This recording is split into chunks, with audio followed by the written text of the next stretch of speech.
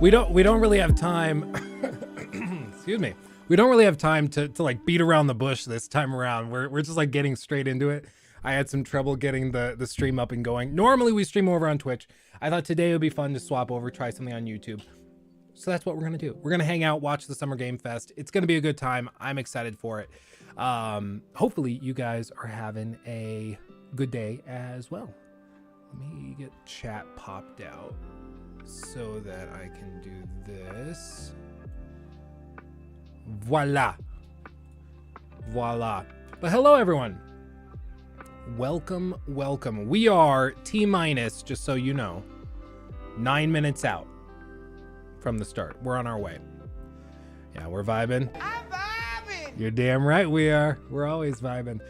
So as for like specific predictions, I don't have much. I know everybody's been asking that. I don't actually have much. Let's take this around the back. We got a couple of minutes. That sounded weird, but let's swap around. So, as for specific predictions, I don't actually have very much. I've kept out of the news. I've tried not to look at anything, so this is pretty much all going to be surprising to me. I mean, we've got the few things that we kind of expect, with PlayStation's showcase the other day being pretty anemic. I think most of us were hoping that we'll see some PlayStation stuff that's worth watching. Like The Last of Us remake, some people are saying that got leaked, which, I mean, people have been talking about it for ages, so maybe we'll actually see that come to fruition, but we'll just have to see. But I mean, it was just that Sony showcase, man. That was weird. Am I the only one that thought that was weird? It just felt weird. It's like, this is replacing their E3. I don't know. It was weird. Didn't fancy Twitch today. Yeah, well, we're trying it. I mean, YouTube is very robust, and there's a lot of people that come out to these streams for special events on YouTube, which is always fun. Of course, this is where I've spent the most time. Of course, some of the stuff they've done recently, which I won't get into here today, but some of the stuff they've done recently, if you've followed some other gaming YouTubers out there, you know some of the stuff they're pulling, and it's scary that they can just like shut down entire channels for seemingly no reason. But I don't know enough about it, so I won't talk about it too much. But yeah, it is what it is. It is what it is. I've been on a Batman spree after the Gotham Knights gameplay trailer. Well, you got to get prepared, man. You got to study up. Dying Inside, apparently it's around 90 minutes long. The way Jeff described it was it's under 2 hours, which basically means like 90 minutes. Last of Us remake is a huge L, another $70 for the same game. It kind of depends. Like, remaster and remake are very different. If it's a remaster, I agree. $70 for that is stupid. It's straight up ridiculous. But if they can come in and they can actually manage like to basically make The Last of Us, but with all the mechanics, graphics, animations, everything from The Last of Us Part 2, but probably even better because it's on the PS5, then I'm intrigued. Then I'm interested. Then I'm vibing. You know, I can F with that. 60 minutes of ads. I mean, it's a Jeff Keighley show. What do you expect, man? Like, yeah, it's gonna be mostly like weird TV ads and then Jeff Keighley posing with like Dwayne The Rock Johnson. Everyone's like, why is he here? They're like, I don't know. Jeff just wanted to meet him, man. Like, that's gonna be most of it. A lot of this, you gotta understand, a lot of this is sort of like a Jeff Keighley ego trip, and that's coming from a YouTuber, so like I know what ego trips are, but like most of this is just about him meeting like famous and rich people that he likes. Yeah, Doritos, the Dorito Pope, exactly. We got 5 minutes to start. Don't worry, I'm watching it. But most of that is kind of the end goal. And I mean, he's got to make a living somehow. The guy is very wealthy. He might not present that, but he is very wealthy. But like when I was at E3 2019, RIP, E3, the last E3. I didn't know it was going to be the last one when I went, but I'm glad I went before they shut it down. But when we went to E3 2019, that was when they did the Todd Howard Elon Musk thing, and I'm in the audience for that showcase, and like just a stone's throw off screen. Like I was right there, and the whole thing was just weird because they just had a couple of really solid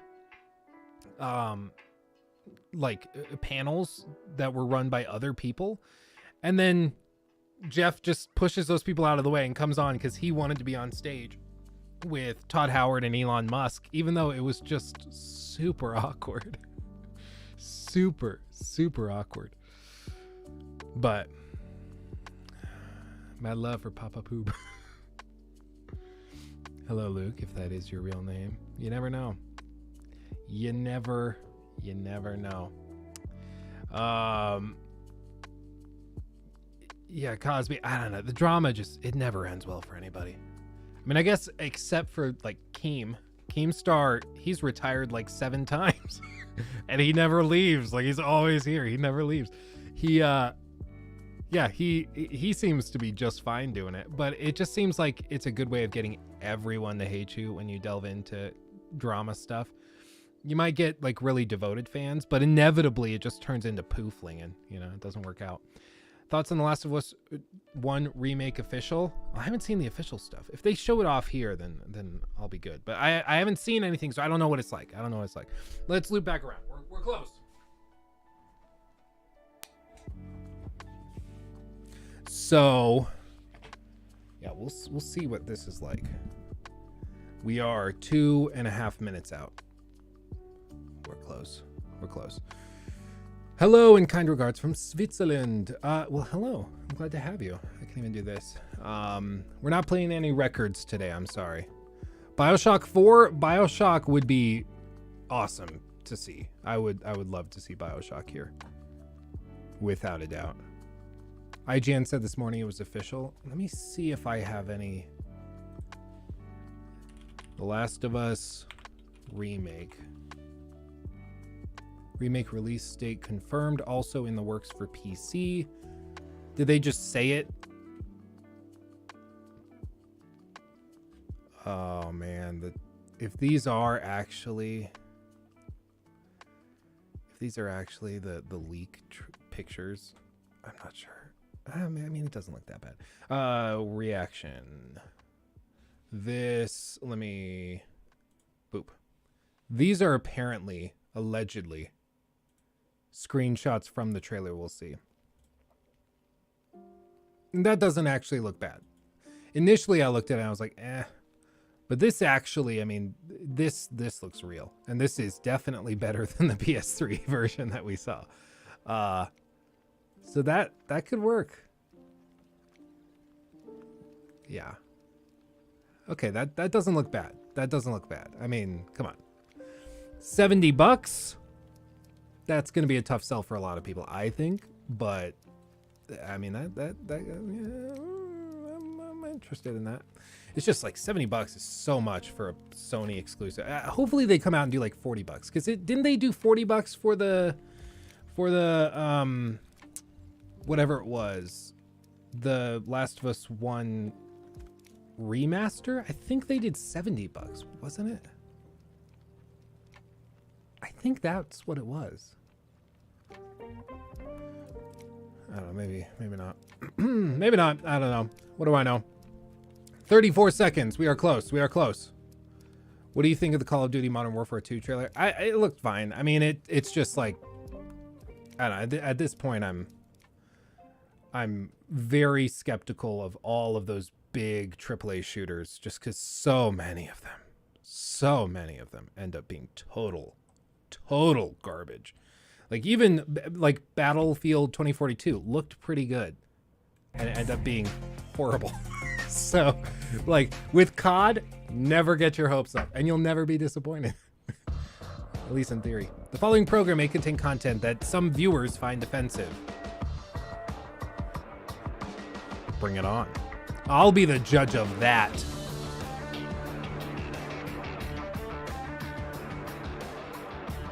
And here we go. Hello, everybody. I'm Jeff Keighley, and this is Summer Game Fest, a live showcase of what's next in the wide, wide world of video games. We are live here in Los Angeles. It's a bold move wearing a satin jacket. We're watching I'll give it to him. IMAX Theater. Welcome to our showcase event. Over the next few hours, we'll give you updates on the games you love, be joined by special developer guests, and yes, have a few surprises along the way too. Now, what I love about this show is that it's a true cross-industry showcase. Whether you play on Xbox, PC, PlayStation, Switch, or mobile, we'll have games for you. It doesn't matter your platform of choice. We're all here to come together as one community that simply loves the art of amazing video games. Never forget to read a The biggest post. franchises in the industry are here, like Call Thank of you, Duty. Stepsis, You'll by the get way. introduced to exciting new worlds and new teams, and we'll make room for small independent developers who we think deserve the spotlight too. If we do this right, hopefully you'll discover a few new games to put on your wish list.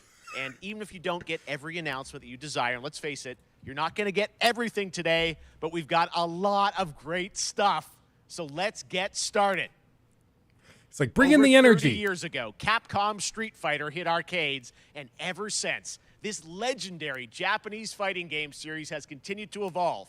Street Fighter 6 is coming in 2023, and right now, we're excited to officially confirm a character coming to the game and show you the exclusive first gameplay footage. I swear to God, Enjoy. if it's Jeff Keighley. Jeff Keighley, playable. Son of a... Are any of you guys Street Fighter fans? I know there's like a very hardcore devoted fan base for it. I've never been in that group. I should do his hair though. Like, look at that. Imagine if I just showed up on a video one day and I look like that. Just that we don't address it. We don't bring it up. That'd be great. Starting with Street Fighter, wish it was something big. Well, they gotta build. You start slow and then you build, right? That's the goal. By the way, thank you, Stepsis. Like I said, I just want to say how much I love you and your content. I wish you and your family all the best for the future. One love, brother. Well, much love to you too. Thank you so much. Thank you for the super chat. Kojima's the playable character. That Kojima's got some diehard fanboys, man. Oh, it's kind of scary. It's, you know what it's like? It's like Cher. It's like Cher. Cher has some scary fans. You ever want to see it? Like, look up, just Google Cher fanboy, and you'll see like people build altars to her. Like, they light candles and shit. They go hard. By the way, that new logo looks so much better than that clip art thing that they put out like a couple months ago. You remember that? It was just like the stupidest SR combo thing. Oh. All right. Next, it's time for a brand new game announcement here at Summer Game Fest. Check this out. I feel like he just stared into my soul. I don't recognize the logo. Focus Interactive. Okay.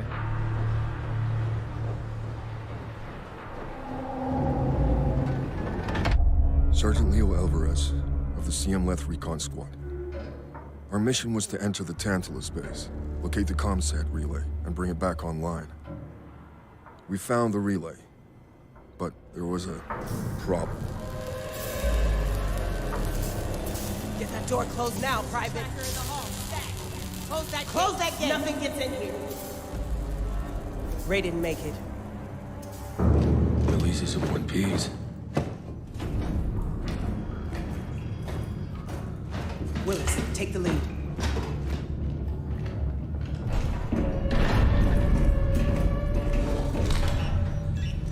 Oh, this ain't good.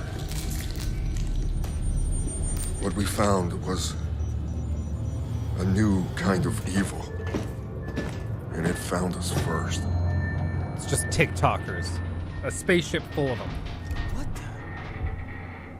the? This wasn't human. Retreat! Retreat! Wow. Willis! Open fire! Go! Go! Go!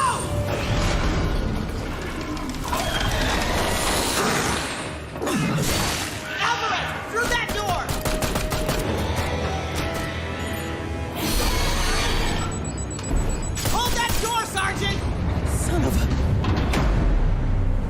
Bye. Yeah, Buzz Lightyear. This is the licensed game for I the don't movie. know what I saw in there. But I know when I close my eyes,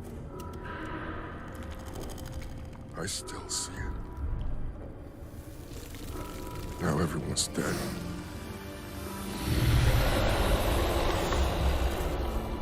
And someone needs to know.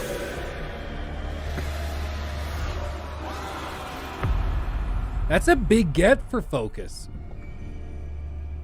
Focus Entertainment, they're the ones that did like Plague Tale Deliverance and oh, it's an isometric game. That makes more sense. Okay. No hate on Focus Entertainment. I love those guys. They do really good stuff and they give a lot of AA studios a chance to shine. That was Aliens Dark Descent, and I didn't realize it was 2023 isometric, to console and PC. Next, 2 years ago at the Game Awards, we revealed the Callisto Protocol from the creative forces behind the Dead Space franchise. Today, I am thrilled to get to show you the first raw gameplay alongside its creator, Glenn Schofield. But first, here's the quote-unquote Schofield cut of the brand new trailer with a little more gore. Ah, good. Isometric. We all kind of feel that way. Let's be real. We kind of feel that way. I am low-key really excited for this. This is badass. Take a look outside. Did you know that they call Callisto the Dead Moon? Dead. Just like you would have been if I hadn't fished you out of that wreck. So whatever you're holding on to right there,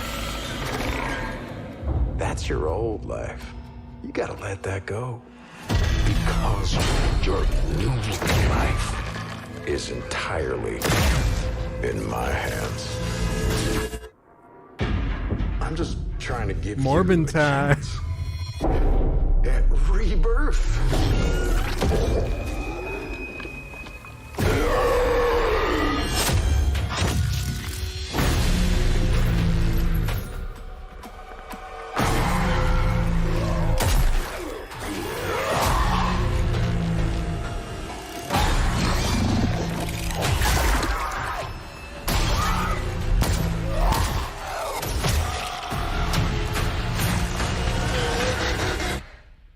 I just love that last part.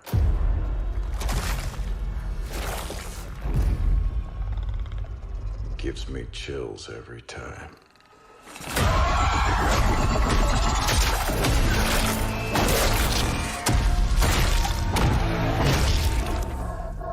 Juicy. You gotta admit, it's juicy.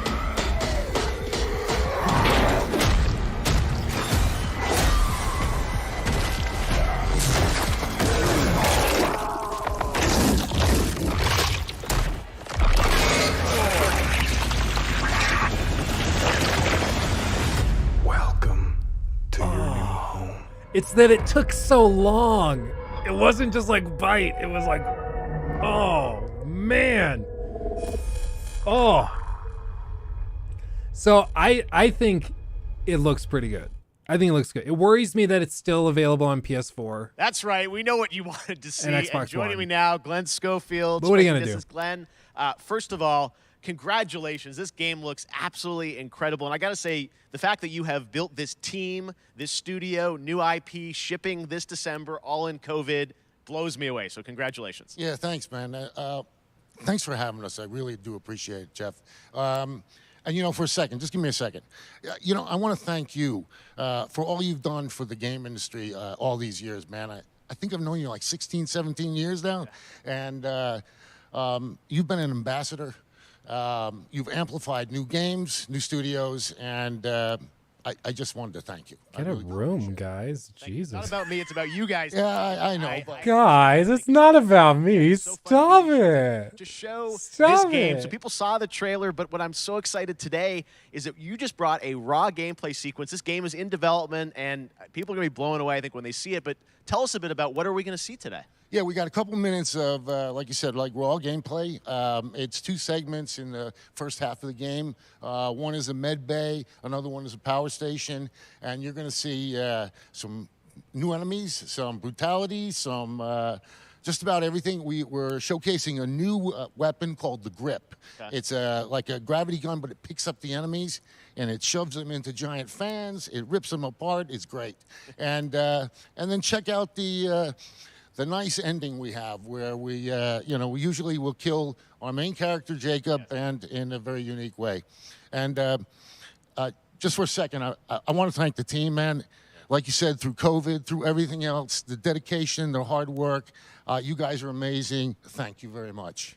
Oh, well, Glenn, I got to say, again, what you guys are shipping this year, this looks like a world-class next-gen game. It's rare that teams I mean, are it's bringing next something out like gen, this but it's this also year, old and gen, so let's not let the really. footage speak for itself. Thank you. Glenn Thanks. Schofield, Striking Distance. Here it is, the first gameplay of the Callisto Protocol.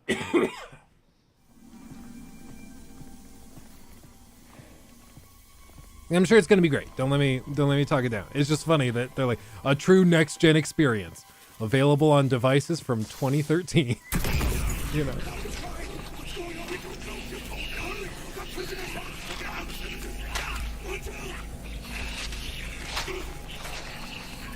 Oh.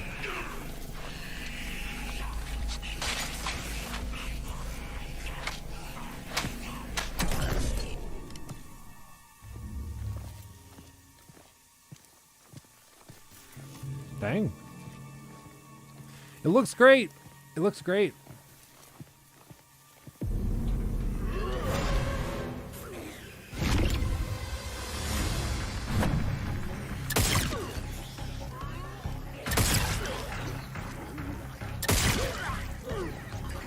Oh, damn. Do you see that? The bones hanging out. Oh, dude.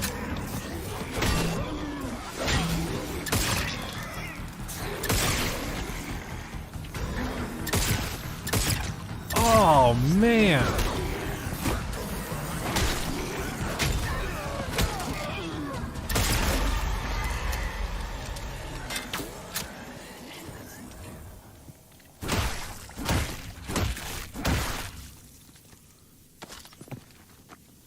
Callisto credits. Every game's gotta have that.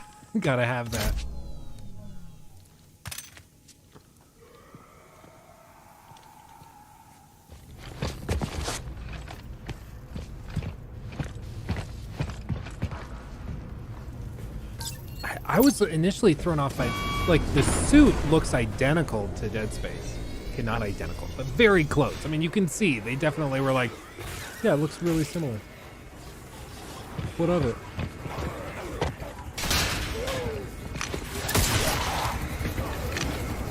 Throw him into the fan!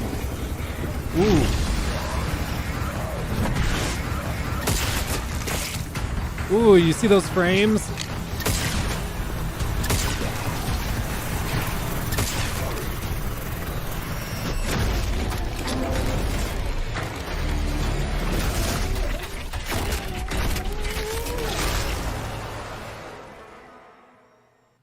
Oh, man. That just happened.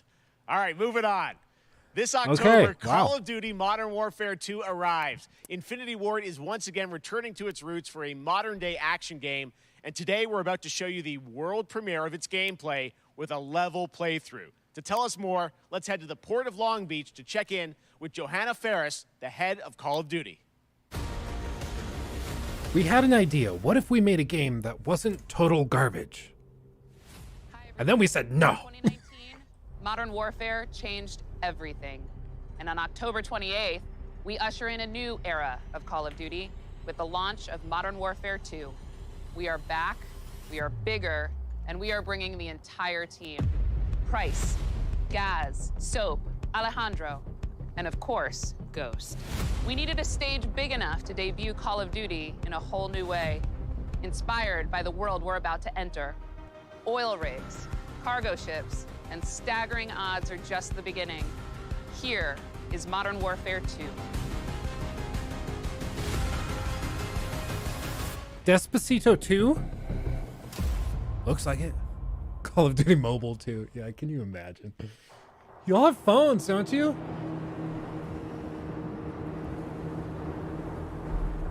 Eyes in the rig. All right, that's our target. Shadows 1 and 2. Push to your hook points. Let's invite ourselves in. All stations, ship is visual. Copy. Press for assault. Stay on comm. We board, clear, disarm that missile. Be ready for anything. This could be a trap. Actual, we're set. Copy, get to work.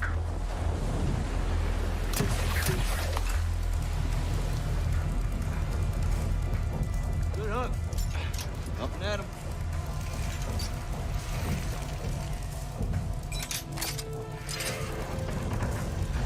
All Shadows, the missile is on this platform. I want full containment.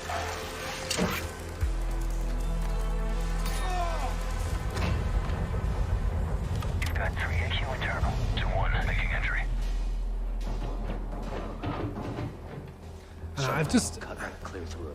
I've seen so many of these trailers where it's very scripted. I don't know. Let's see if it actually ends up looking like this. I mean, it looks pretty good. Rim clear. Coming out. Shadow 1, moving to the southeast stairwell. Scorers, right side.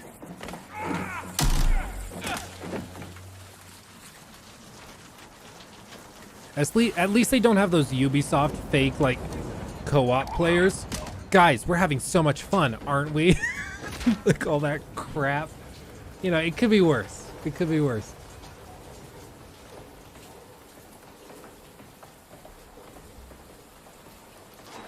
Balcony door undone.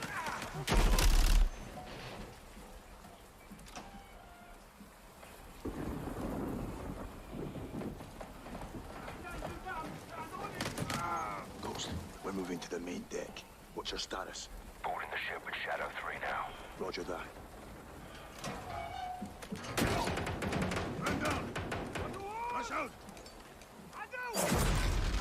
Ooh.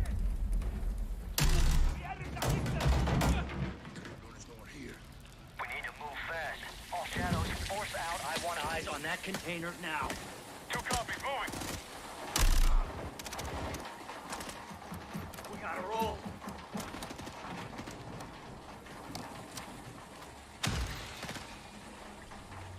Shadow 1, Ghost, visual on flares coming from the ring. What's your status, over? Ghost, they're signaling the ship. They're gonna launch that missile. It's first stage. There's still time.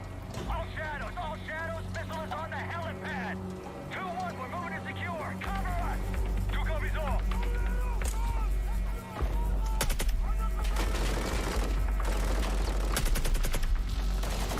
It's scripted and the guy playing it still is terrible.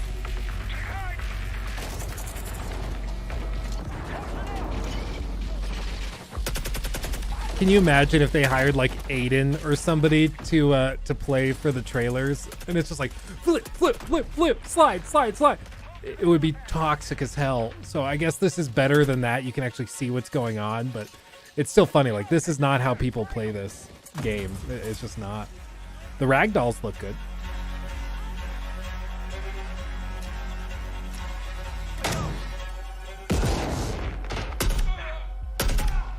Clear.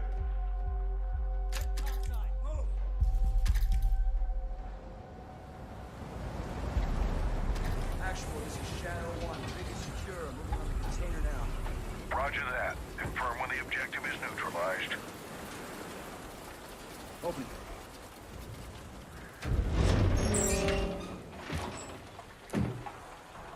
Where are the controls?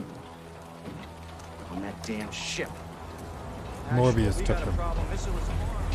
Controls are somewhere on the ship. You have your orders, son. Stop that launch.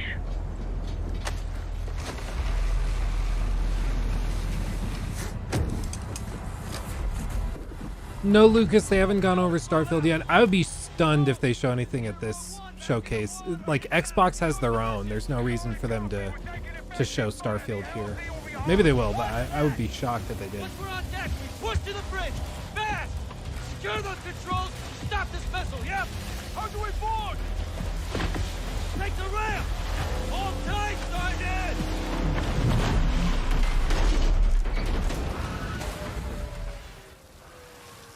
Oh, you're fine, Lucas. They all kind of blend together. Let's have ourselves a gunfight. Missile controls are on the bridge. Have to stop the launch. The moving cover is a cool thing. That's cool. Alejandro, maintain overwatch from the rig. We're forcing up. Copy that.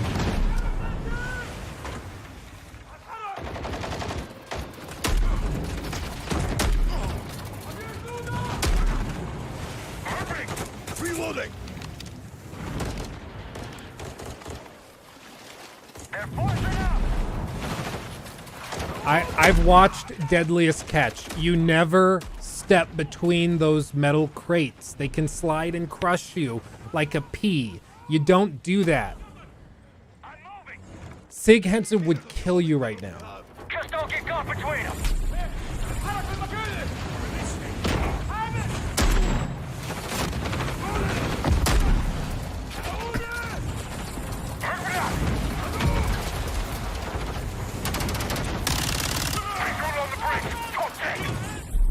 Entry on the third. We have to get to that door. Check your corner. Watch the container! X-ray down! Course right. Kilo 1, the missile's first launch. How far are you from the bridge? This is 1. We're pushing towards the entry now. Copy that.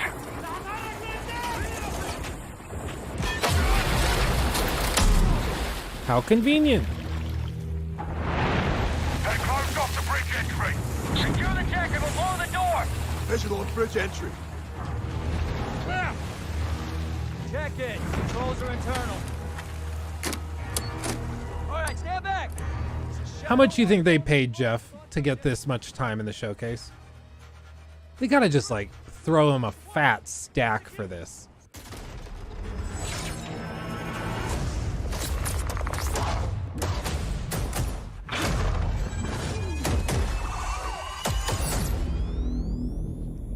Pre-order now and get early access to the open beta.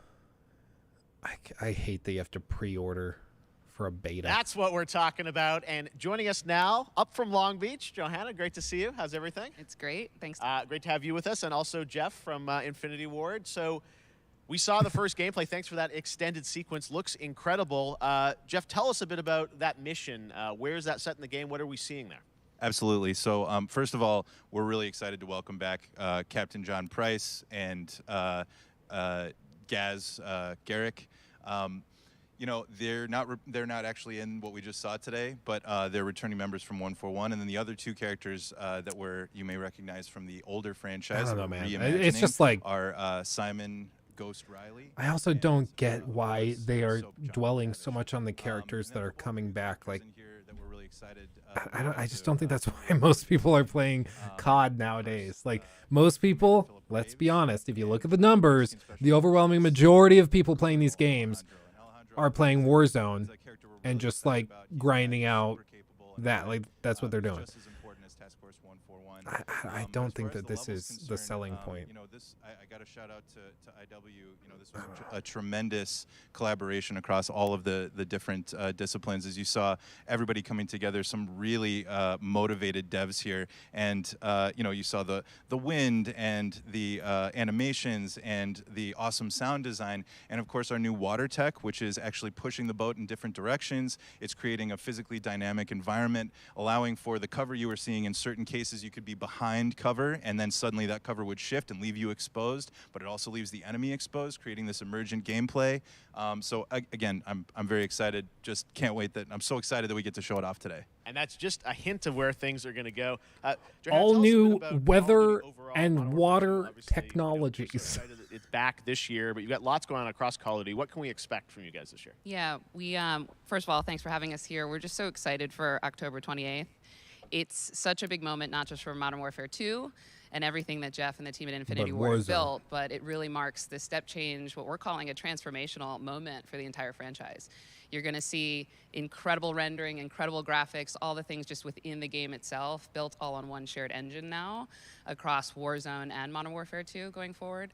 Of course, there's a lot of chatter and interest about the new Warzone experience. We're affectionately calling it Warzone 2.0. There will be a standalone experience of Warzone for current existing players as well. So we're going to sort of feed the entire community there. But all eyes on the 28th. And again, I think the collaboration has been incredible. Everybody's so excited for Task Force 141. There will be a standalone Warzone experience for existing players. What does that even mean? We're on Steam, as you know. I mean, so it's just a big moment, and there's going to be a lot more to come in the months to follow.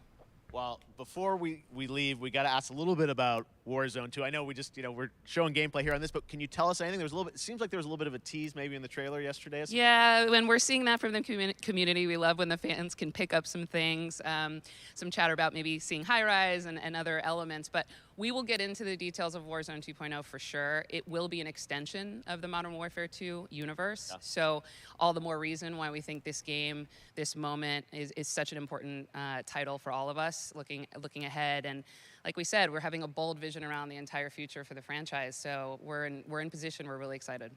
All right, well, we're looking forward to October. Thanks so much. Yeah, I don't know what any of that means. One good thing, Xbox buying Activision Blizzard, we've got lots more eventually all this crap will just be in the Xbox showcase. A classic PC gaming franchise is coming back with a sequel over 30 years after its first release. I loved this game when I was growing up, so I'm honored to share this very first look. Pajama Sam 2.0, a 30-year-old franchise.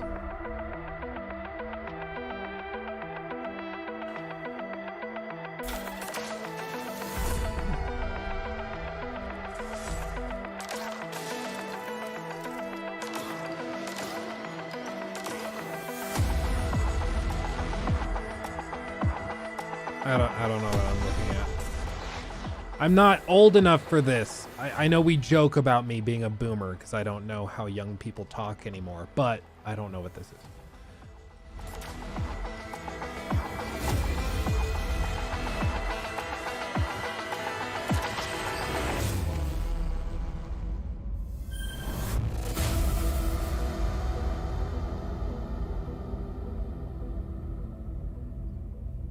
No clue.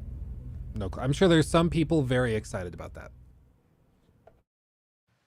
All right, let's turn World back time. premiere. Back in 2017, we announced Witchfire at the Game Awards. Almost 5 years later, I am so excited that the team at the Astronauts in Poland has put together an in-depth look at the gameplay of this dark fantasy first-person shooter, which will enter early access soon. I am so excited to play this, and I bet you will be too. Witchfire. I don't remember this. Witchfire? What? I don't remember this from the Game Awards. Wait. I do remember this. Okay.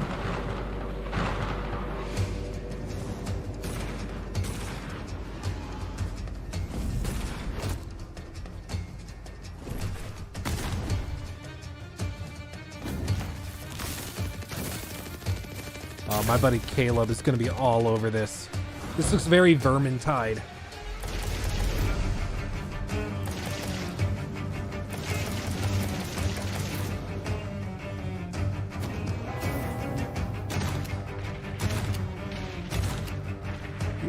I love what they're doing with the editing. The shots are all in pace with the music.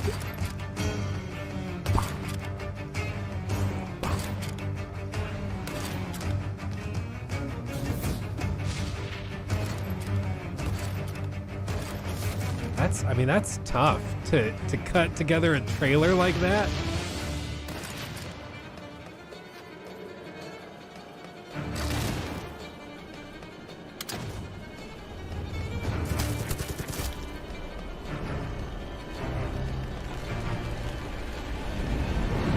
Ooh.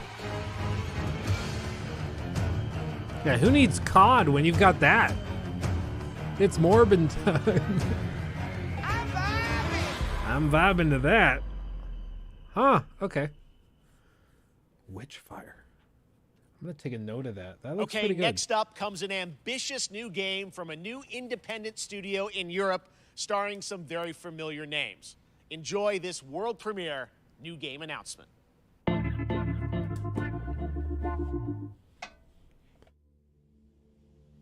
Officer Taylor, Medlog 29. Today, I can't believe what I saw.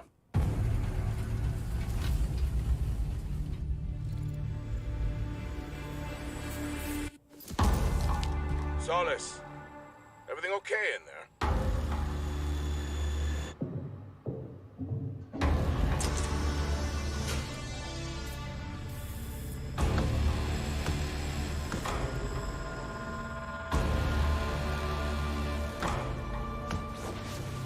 Yeah, that's a good question. Why does this guy have his Cybertruck and mine's still on pre-order? What makes him so special? I'm just assuming all of these are Troy Baker.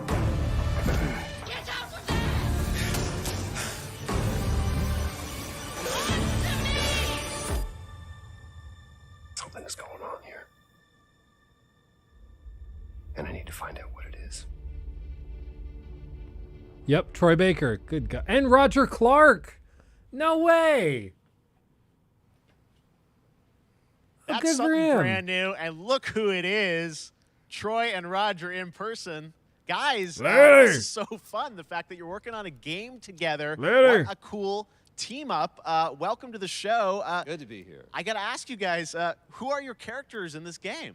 Well, I get to play a character named Wyatt Taylor, who's a medical officer who's stationed at this base, Fort Solis. And it's the epicenter of this mystery that we'll discover and uncover as we go through the game. And of course, my character will be at times in opposition with Roger's character. The battle we've been waiting to see. Every once in a yeah. Oh, man. We can't wait to show you what we've been working on. And by the way, Jeff, this looks awesome, man. Yeah, It's so great to be here. Thanks for having us. It's so great that you're in another game. I mean, it's feeling like this is your first game since Red Dead 2. One of the first major ones for a while. And I play a character by the name of Jack Leary. He's a maintenance engineer on a remote Martian mining post. Okay. His job is to make sure that none of the equipment breaks down while it's on their graveyard shift. The graveyard shift meaning Mars and Earth are really far apart from each other in their orbits around the sun. So help is not a simple call away. I got to ask, I think a lot of people will see this thing and they'll probably wonder, you know, it's a new team, right? You know, independent studio in Europe that's making this, but with huge production values. I'm curious, like, how did you guys get attached to this? Tell us a bit about the background. I will say that 2020 to me was the most impactful year for games. It was the first, I mean, obviously we had this unprecedented event with the pandemic and that forced the way that we looked at everything as a society, but also the way this industry functioned. But it was also brand new consoles. We had more tools that were being made available that were leveling the playing field between like the AAA studios and the indie studios or the AAA studios. And so, just like anybody else, we got reached out. James Tinsdale with this brand new studio said we'd like for you to consider being a part of this game. And he walked me through a very brief description of what the experience was going to be like. And in the very beginning, he said, we want this to feel, it's a tight thriller. We want it to feel like Dead Space meets Duncan Jones' Moon. And I was like, sign me up. I'm into that, absolutely. And full, like, performance capture and everything, Ah, right? yeah. Absolutely. New studio, brand new energy, and of course, I get to work with one of the best in the business. And me. I get the privilege Who's the other of getting to see this guy and watch him I in just action. the idea. I'm sorry, I can't get it out of my head. Arthur Morgan, And all the new innovations like that this medium provides on Mars. We can't wait to It show just you doesn't work in my brain. Yeah, I guess I've seen some of the behind the scenes and the performance capture, Unreal Engine 5. I mean, it looks absolutely phenomenal. Can you give us a hint about the gameplay? Like, what are we going to do in this game? Yeah, the verbs are always important. So we're going to let the game speak for itself. We'll be showing you more later on. But this is a game where you as the player, you're going to be exploring, you're going to be discovering. Like we said, it's a very tight thriller. So you're moving very fast-paced through this world. There'll be multiple locations, multiple ways for you to traverse, which we're excited to show you about. And then the narrative is a huge element to this. They didn't waste any resources on the performance for sure. I got to tell one quick story, if I can. It was one of our favorite moments. I There was a an lot of action NFT, in this and then game, I sold and one, that was and at then I traded the it. forefront of this. And to speak to the performance capture aspect, we brought in an incredible, I got to give him a shout out to Nathaniel, our stunt coordinator, who walked us through and really approached this in a completely different way than anything I've ever done before. And he says, I want to know the story of this fight. And so Roger and I sat down. We said, these are who our characters are. And he goes, give me 1 hour and I will come back to you with the story of this fight. And after an hour, he comes to us and he goes, it was like a recovery program. It was 12 steps. And he walked us through this incredible fight. And about halfway through it, I started tuning him out. And I was like, hey, man, I just want to let you know I've got no ego about this, but I can do a lot of things, but I can't do this. And he grabbed me by my shoulders and he says, oh, you can. You will. And it's going to be glorious. And we did. And we it's did. like a dance. There was a lot of trust. And it Like worked a out. dance. Yeah, We were big- excited big about it. stunts. I mean, this is so cool to see. It's an independent studio doing this, teaming up with you guys. We can't wait to see more. Troy, Roger, thanks for joining us here. Happy to be on here. Summer Game Thank Fest. you. All right, appreciate it very much, guys. All right, well, next up, keeping up with the space theme, it's time to world premiere a very exciting new game, which will feature a musical score by industry legend Mick Gordon. This one is going to grab you, and we are so honored to debut it. It will grab you. It will touch you. It will love you. Cherish you. I don't know. Am I a bad person that I'm kind of burnt out on the space stuff? It's right in time for Starfield.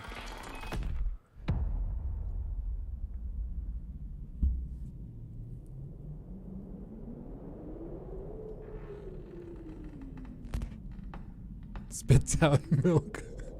Mick Gordon. It has to be milk. It can't be water. You know, it's got to be milk.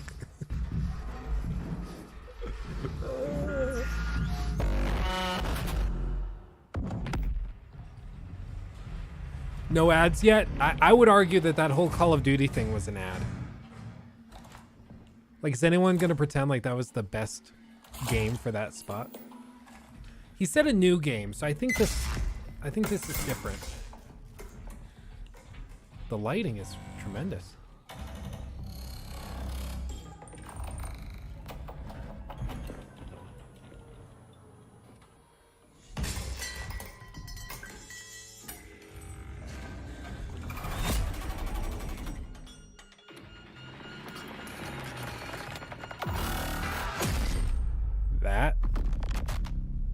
That,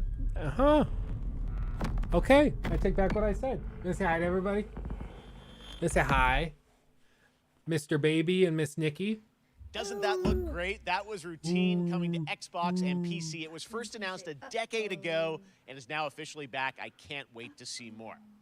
Now it's time to check in with a very special guest who's been in That's his on Game fair Pass, share wow. of video games, including most recently Fortnite as the Foundation.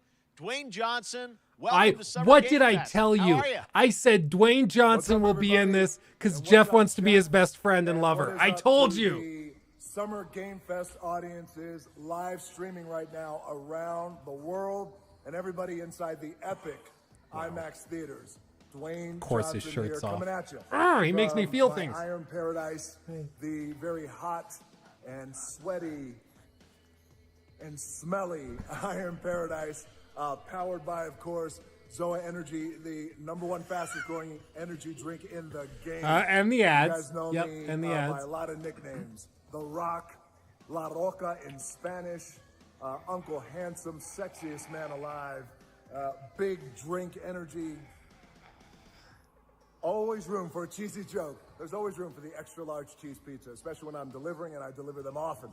You What guys is he also talking know about? me as the greatest and most electrifying surprise in gaming that happened. You know me as the Foundation.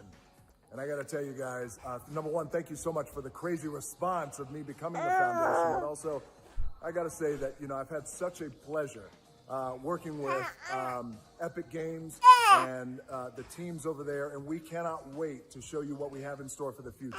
And speaking of the future, He couldn't in the even future, you will turn off the also music. know me as Black Adam. Black Adam, as millions of you know around the world, And you then a know the movie Black ad. Adam mythology. Yep. He is ruthless. He is unstoppable. And for those who don't, I always like to say a quick tutorial is this. Black Adam has the powers of Superman, but the only difference, well, there's a few differences, but one of the biggest differences is Superman's weakness is magic, and Black Adam's one of his superpowers is magic. So you do the math. October 21st. I cannot wait. I'm sorry, like, this man makes over $100 million a year doing films. They couldn't get him a script for this. He's like just rambling. And I was in Fortnite, and I'm glad to be in Fortnite. Is great. Check out this energy drink, and I'm Black Adam, and Superman is weak to magic, and Black Adam is magical.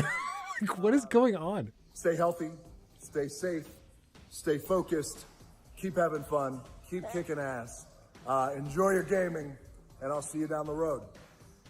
This is Black Adam. Black Adam, what have your powers ever given to you? Nothing but heartache. Pierce Brosnan. I was a slave until I died. Then I was reborn a god. I don't know, man. Now, I kneel before no one. You can be the destroyer of this world.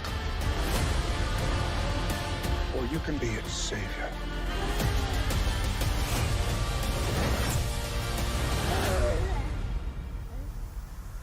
That's up to you. Behind you! Did he just catch a rocket? He got a rocket. Yeah, remember a minute ago when we were saying, yeah, they've done well with no ads yet. Wow.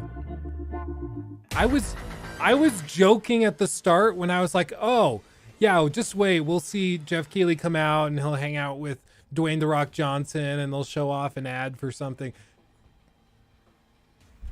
What do we get? We get exactly that.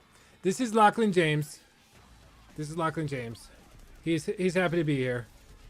Yeah, they're happy to be here. This is Nikki. This is Babe. This is Babe's from the neck down. My Miss Bella moment. I don't know what this is.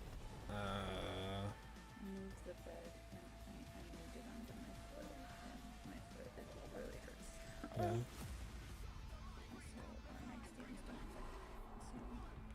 So you gotta move it back.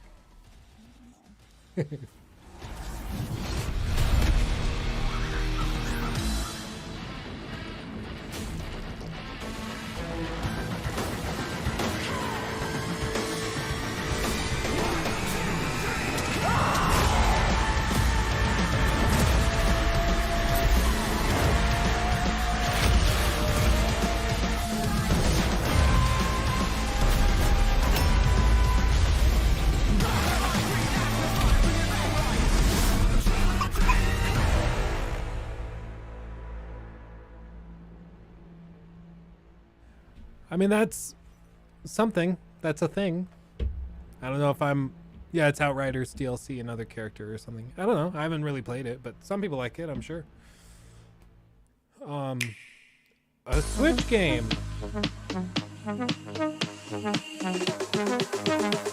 Splatoon 3. Ooh, a DLC. Cuphead. Last course, we'll see. Yeah, that's coming. Xenoblade.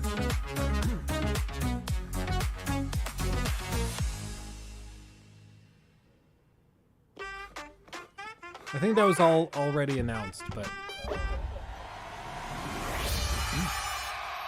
Fall Guys. Yeah. I don't know, they're pouring a lot of money. They're trying to get Fall Guys back into it. Like into the main zeitgeist, and I'm not sure how well it is.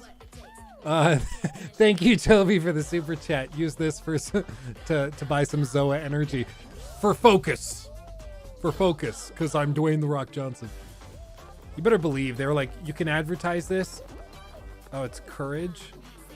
Courage seems like a nice guy. Every time I listen to his stream, though, it just seems like he's trying really hard to relate to 12-year-olds, and I'm not 12, so it doesn't really work too well, you know? No. I will say from the start, they've nailed the costumes. I love the costume variety. I want to like it. I want like it's fun to play. It gets kind of boring because you do the same 5 puzzles or mini games every single round. Fall Guys piece, and you can play and download Fall Guys for free starting June 21st across all platforms, including Nintendo Switch, Xbox, PC, and PlayStation. All right, back to another new game announcement. We're going to announce a brand new game and universe from a new team of legendary developers. Check this out. A brand new team of legendary developers. I mean, it's a lot of new studios, it seems like. Yeah, I haven't heard of them.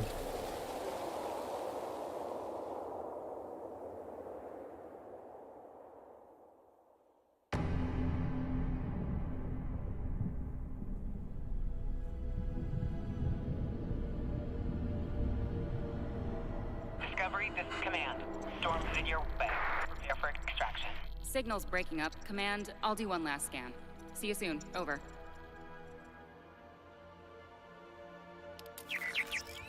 Okay, hurry.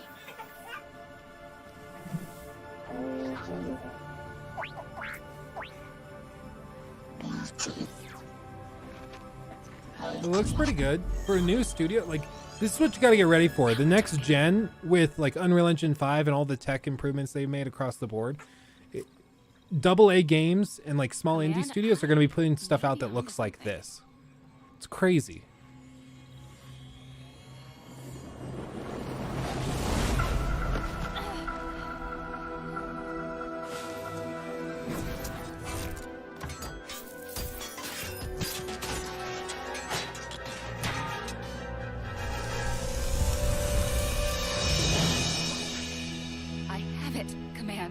Repeat, I have it. Mission accomplished.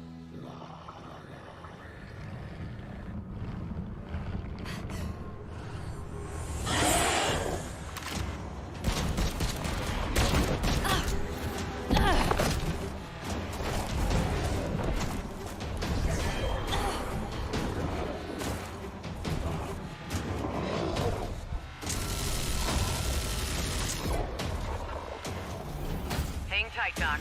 I've got this.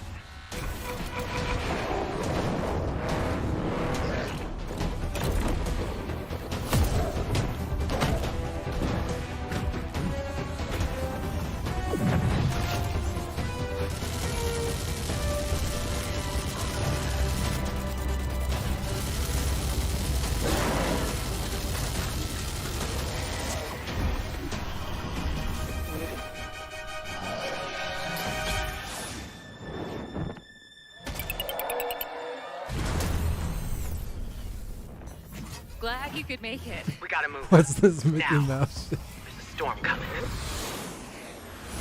That's funny. And hell's coming with it.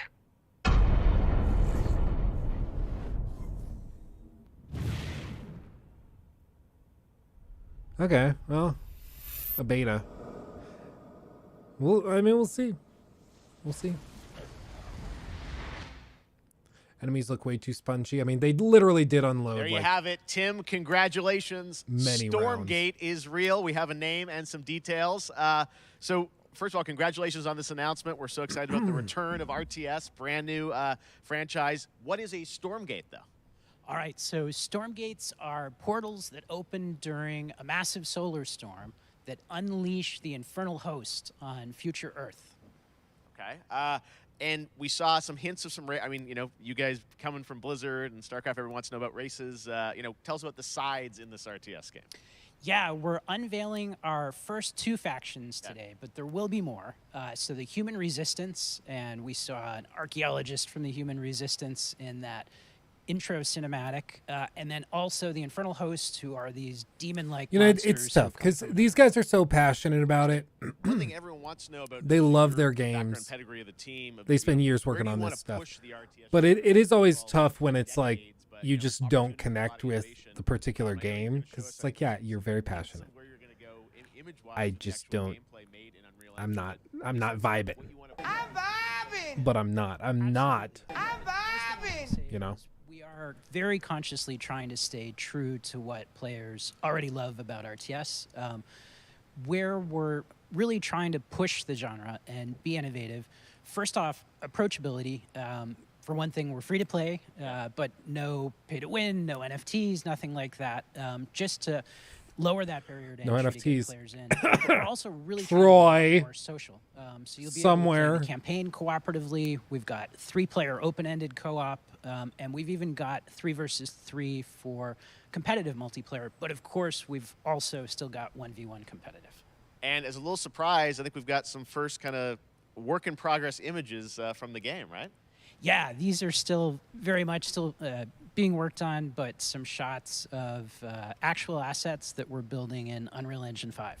Wow, well, I love it. And 2023, you said, for the beta, so people can sign up now, get ready. And I'm just so thrilled that there is a brand new RTS franchise coming from you guys and your background and what you did, at Blizzard and StarCraft. We're so excited about this team, Frost Giant. Thank you so much for giving us your announcement today on Summer Game Fest. Thank you so much for having us here. Really grateful. Awesome. All right, Frost Giant, Stormgate, keep an eye out for it. Now it's time for another indie game announcement that I'm excited to share with you.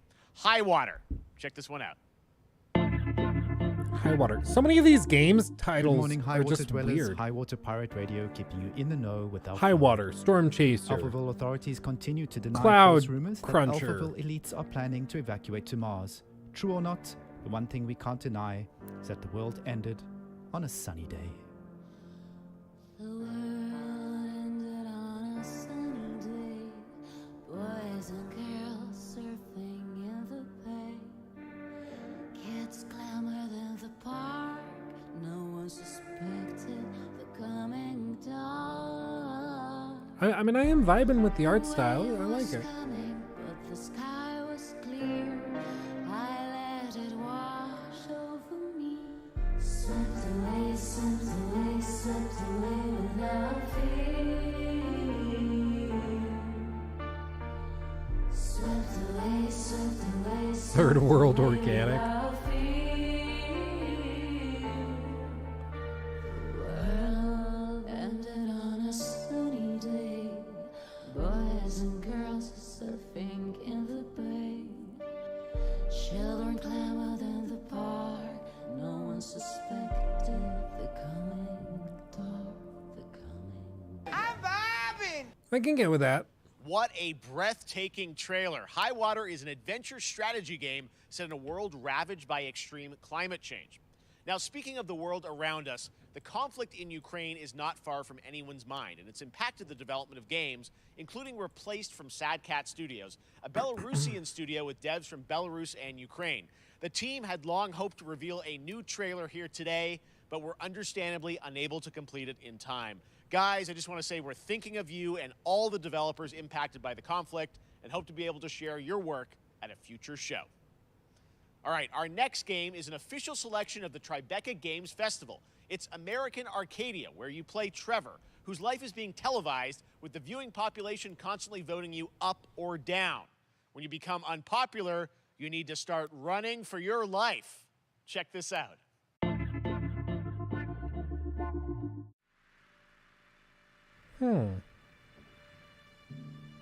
Picture a city where technology and science go hand in hand with fun and entertainment. My grandfather, Elijah Walton, had a dream to build the city of tomorrow. That dream is now a reality, and that city is Arcadia. A 43-square-mile metropolis where each and every citizen enjoys a life of luxury and comfort. Broadcast live 24 hours a day, 7 days a week on every digital platform. American Arcadia. Control. Subject on the run on camera 4025. Interrupt broadcast immediately.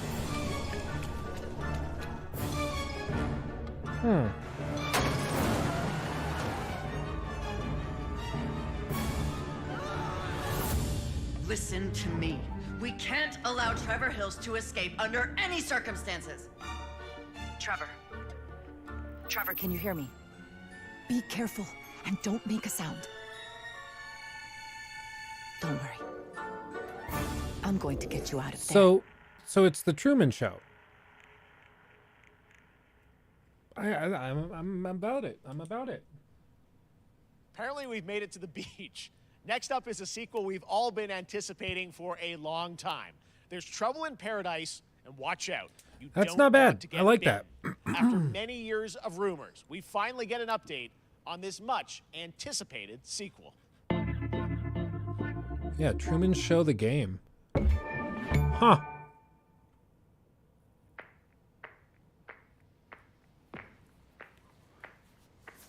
Yeah, sure is. You recognize this? Hey. Oh.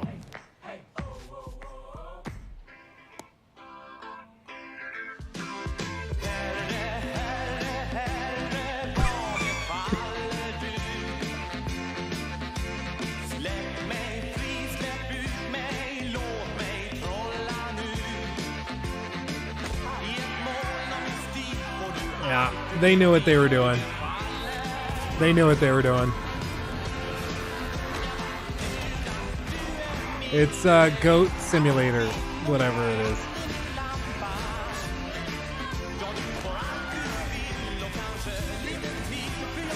That's cruel. That's so cruel, man. Oh. They knew what they were. We were all so excited. We were all so excited. And then I saw the fucking goat.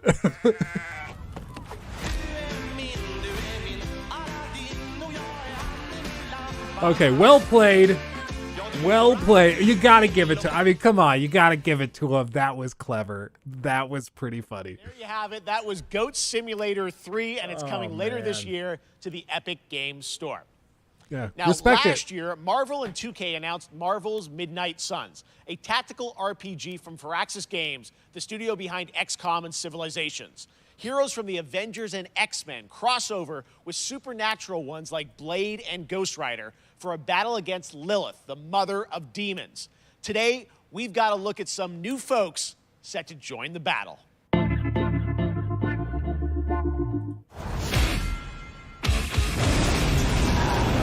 This world has no hope under your watch.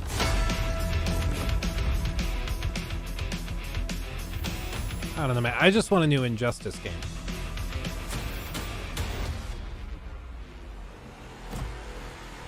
Well, what does this look like as a Fire Axis game? Because I like Civ.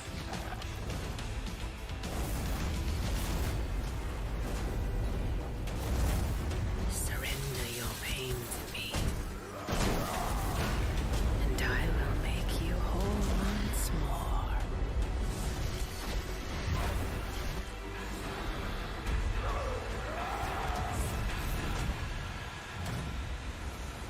There, my sweet child. Mother won't hurt you.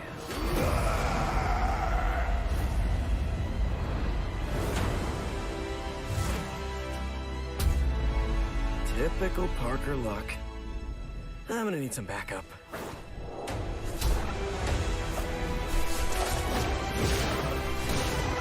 I mean, like, this looks good, but I just have no idea what this game is, you know?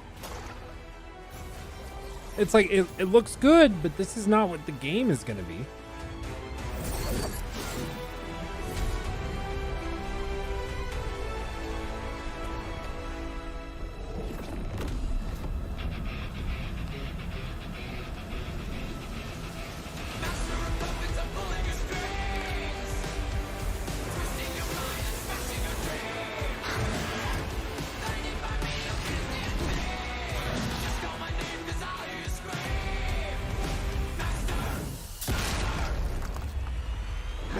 Sexy Hulk?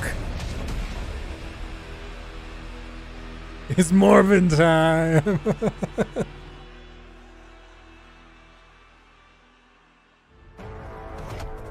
Yeah, that's a game I need to see gameplay of. Otherwise, I just have no clue what it even is. Like, what am I looking at? I have no clue. That used to always work. Well, it did that one time.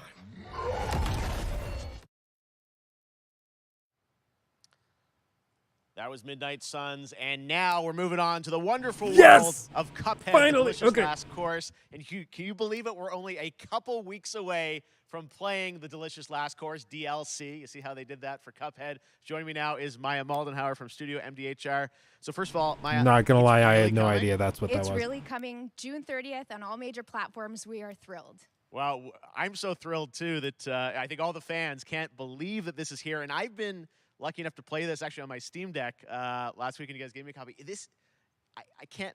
People are not going to be ready Jeff, for how nobody amazing cares. this looks and Shut the up. backgrounds and what you guys have done. I feel like you've amped up obviously the gameplay. It's difficult as we would expect, but the visual look, you guys have taken it even to the next level, which I didn't think was possible. Yeah, we absolutely did. I couldn't pinpoint one thing that we're proud of in this because we really honed our craft, took everything to the next level from animation. Somebody's just got to clip that. I backgrounds, couldn't pinpoint music, anything we're proud gameplay of. design, and of course our new playable character, Miss Chalice. I'm very proud of her.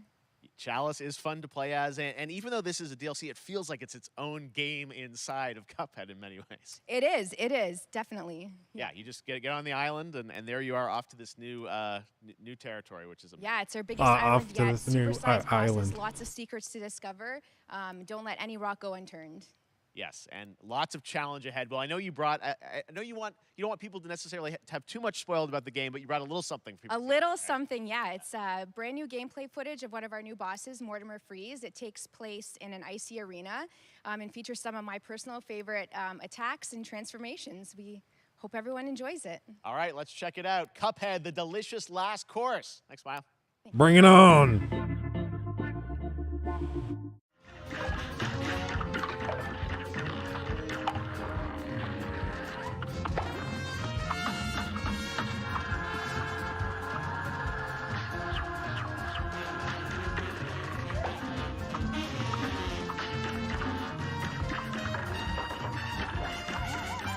Dude, it looks so good. Every time I see stuff from Cuphead, I'm just blown away. It's so impressive, man. I just want more. Also, for the record, yes, I turned on the little AC unit I have here. It was getting hot. It's a new addition to the studio. Works wonders, though.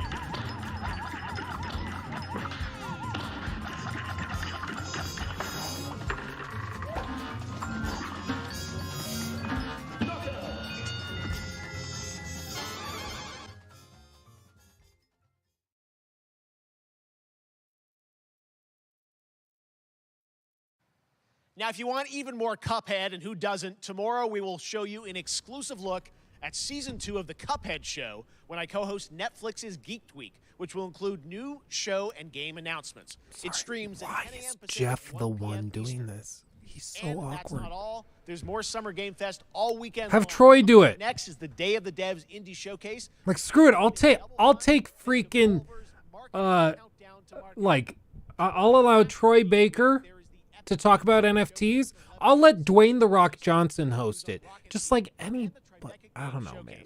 And Sunday, don't miss the Xbox and Bethesda Game Showcase with a look at the future of Xbox and Game Pass. Now we have some exciting news for Nintendo Switch and PC fans about Neon White, a game where you play an assassin from hell who slays demons for the chance to ascend to heaven.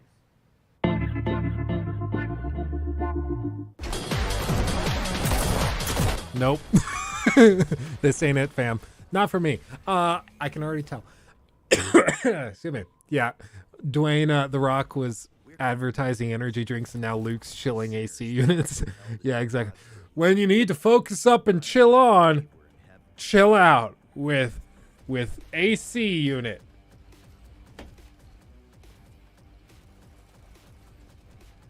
Available now at local retailers.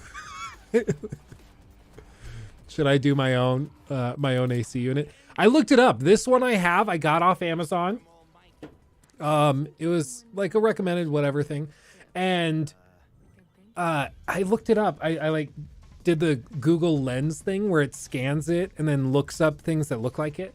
And this unit is sold by like 10 different companies. They just slap a different logo on it, but they order them all from the same manufacturer in China. So it's the same thing, whether you buy it from this company or this one, but they're like $50 different in price, depending on where you order it from. So it'd be pretty easy to just order it put like a Luke Stevens logo and sell a Luke Stevens AC unit. Like, it'd be stupid easy. In Poland. Over the past year, he's brought on some help to bring his vision for a fast-paced action game, Midnight Fight Express, to life. Let's take a look. I'm sorry, this sound effect for the world premiere is driving me crazy. You know the saying, get knocked down, get up again, that whole spiel. Well, it's time, partner. Time to rise up. Together.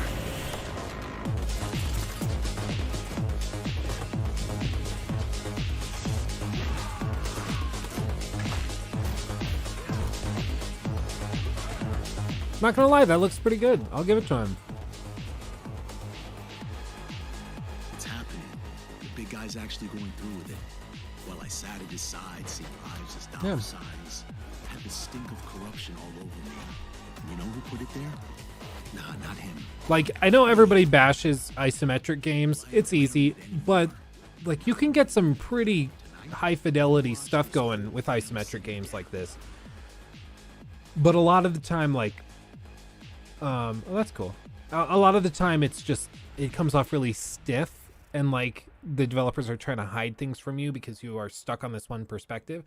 But like, it lends itself to very well-crafted and like carefully arranged sequences, right which now I like. on Steam, and will be part of the Steam Next Fest next week. I really want more playable games to get in the hands of you guys at home, and that's one of them. Check it out. All right, joining me now is Megan from Digital Extremes to talk all things Warframe. Megan, how you doing?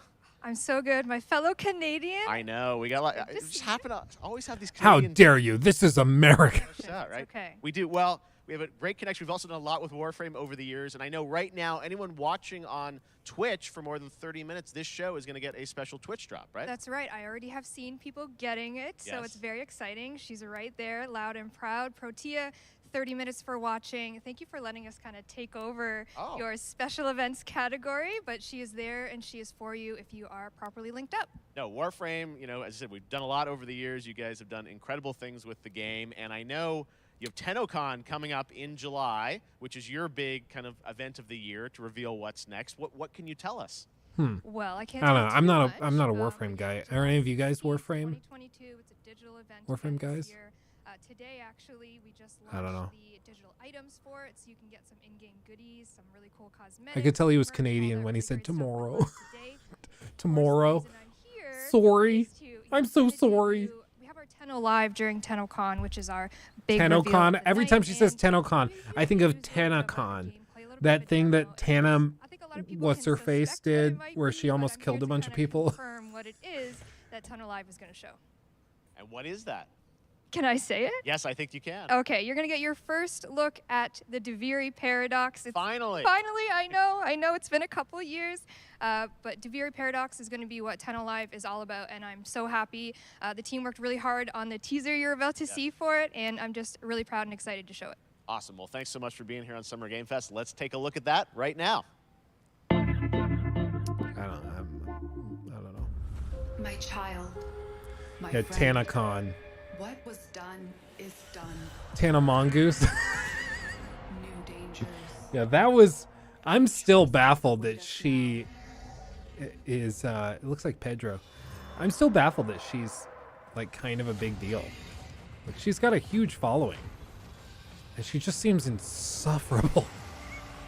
But I guess I'm not the target audience, you know. Like, how do you do TanaCon and you still have a career? How does that happen? I guess Shane Dawson kind of bailed her out with that video he did on her, but like, seriously, how do you do that and then still have a career after that? I don't know. Especially because like they had her on tape, like being pretty aware that she was running things into the ground. I don't know. Tenno Live. This year we're comparing it to TanaCon.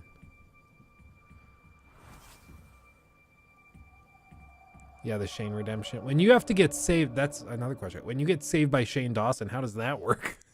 It's like, oh, I was saved by the devil. Next, it's time for a new look at Honkai Star Rail, an upcoming open She world said, "Sorry, space guys." RPG. Come A lot on. of space today from Genshin Impact studio Hoyoverse across mobile and PC. This studio continues to deliver And this new trailer reveals for the very first time a new and exotic realm players will be able to explore. Okay. I want more Hogwarts Legacy stuff. That's what I need. That's what I need. Hogwarts Legacy stuff. Can we see that? I'm sure some people are very excited for this. I don't know. I popped into, before I went live and I was setting things up, I popped over to Maddie's channel just to say hi, see how he's doing. And his audience was super pumped for like Teenage Mutant Ninja Turtle stuff. Like they're looking forward to a big Teenage Mutant Ninja Turtle game. Some people are even hoping that they get a Teenage Mutant Ninja Turtle game in the style of like Rocksteady games. So like a grounded, gritty TMNT. I don't know how that would work. But I was never a Teenage Mutant Ninja Turtle fan. Like, you know what I would be into? Did you guys ever watch Codename Kids Next Door? Growing up, I lived on that show. Give me a new, reworked, grounded Codename Kids Next Door game. That's what I want. That's what I need. You're probably too young for TMNT. I don't know, but like, I don't think Maddie is younger than, or I guess maybe he is a little older than me by like a couple years. But like, we're basically the same generation. But yeah, see, that's what I'm saying. Codename Kids Next Door. That franchise has just been screwed over the last few years. And if they did a game based on that, it could be so good.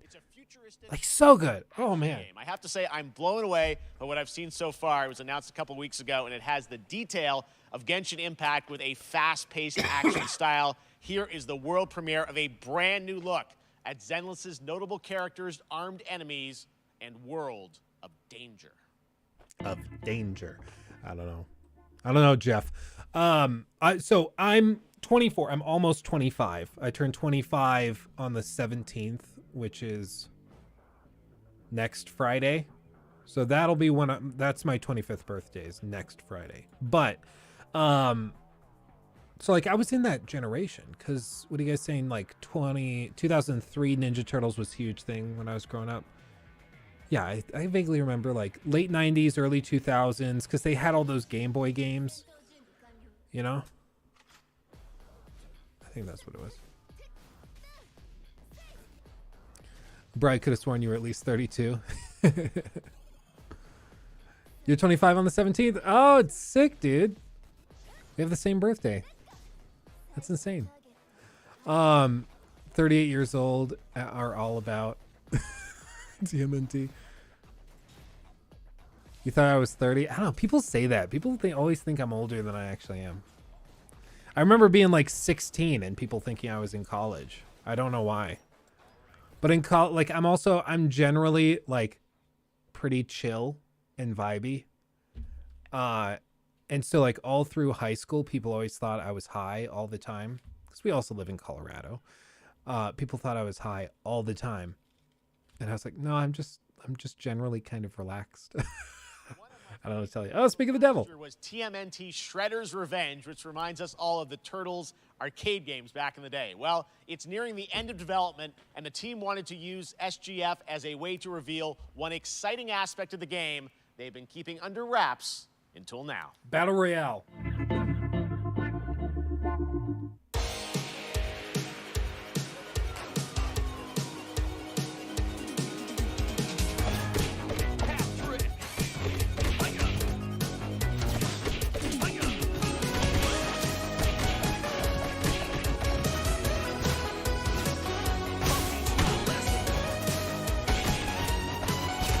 I don't know what I'm looking at.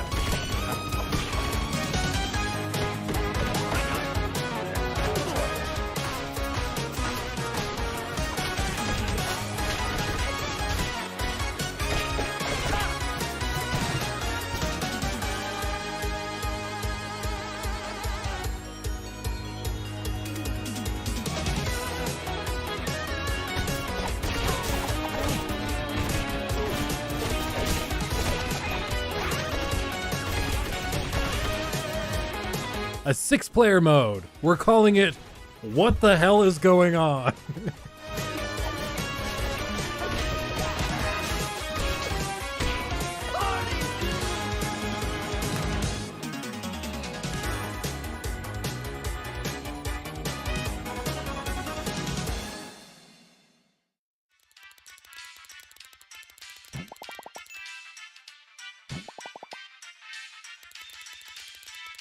I bet Maddie's freaking out right now. So next Thursday.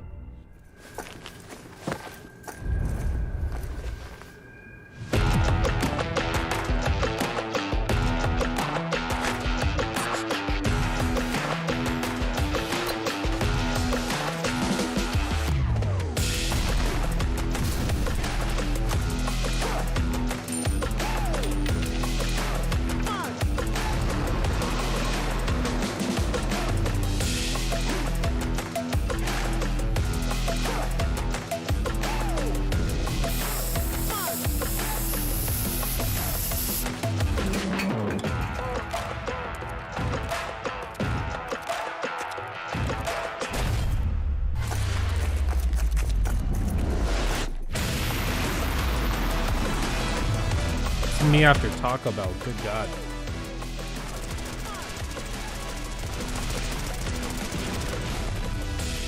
Again, I don't know what I'm looking at.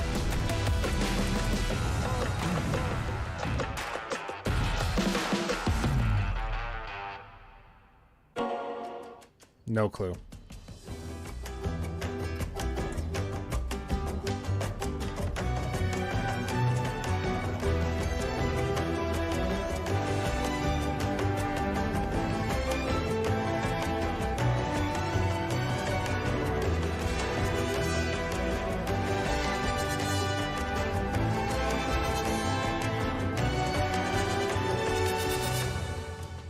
Humankind. I don't think I've ever played that one. I've probably seen it around. Those are my kind of games, though.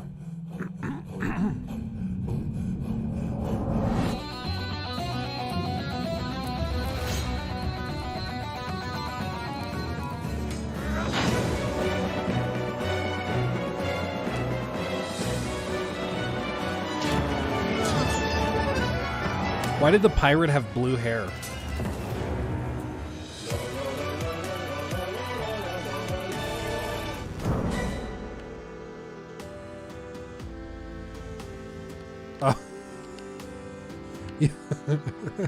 How far will you push? You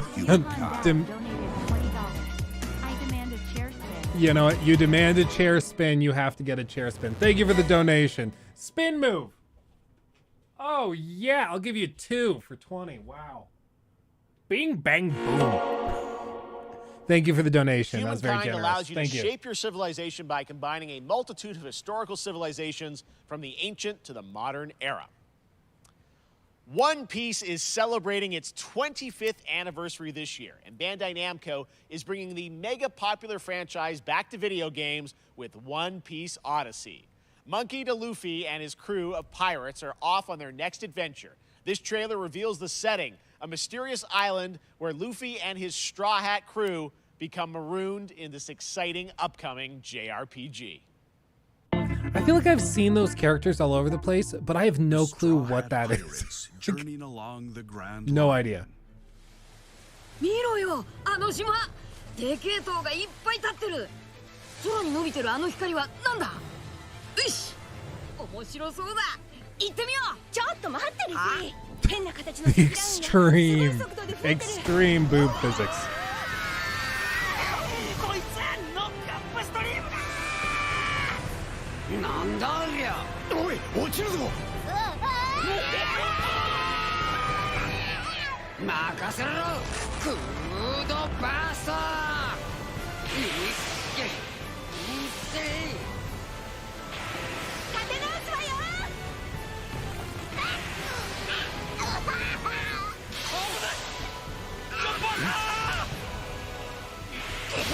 なんだよこれ。させるかよ。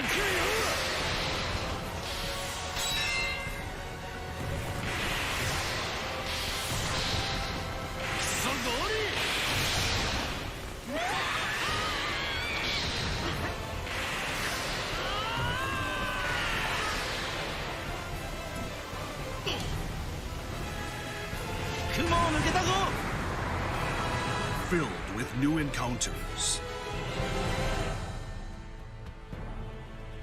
and hidden mysteries. Unravel the adventure that awaits in an Odyssey beyond imagination. One Piece Odyssey. Probably like 600 hours of gameplay. あなたたちの記憶をもとに作られた世界よ。 I don't know what that's reference to. This August, Soul Hackers 2 from Atlas launches, and we've got your first listen Very popular to the among English anime voice fans all over cast the world. with this That's quick probably new why look. I'm not familiar with it. No shade, I'm just like never been into it. Ringo.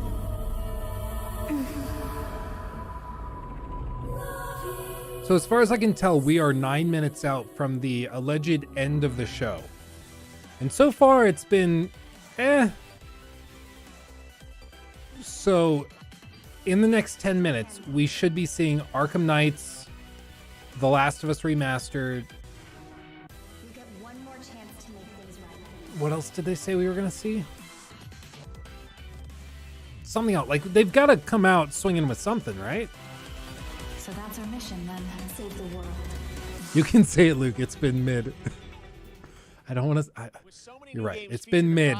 You got me to say You it. might be wondering how to plan for your summer gaming dreams. NerdWallet can help you find the smartest There's credit the ad. card to reward your gaming purchases at nerdwallet.com. The Epic Mega Sale is going on right now. Save up to 75% off top PC titles with an additional 25% off eligible products. And it wouldn't be the Mega Sale without the free Games Vault, featuring Maneater. Be sure to claim your copy before the sale ends on June 16th. Tune into the Epic Games Store Twitch channel for our summer showcase on June 10th at 2 p.m. Eastern, 11 a.m. Pacific. We're taking a look at new announcements and updates from PC titles heading to the store this year and beyond. Yeah, so before the final announcements, they're just unloading all the ads. This is where they put them. This is the Alexa or Amazon. You nuts? The color's Samsung Gaming Hub.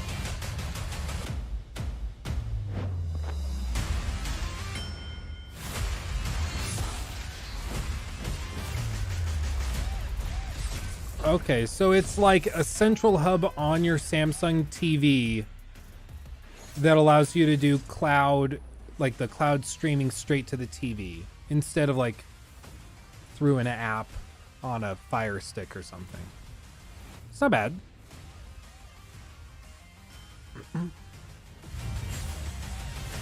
I do think that'll be normal moving forward, but...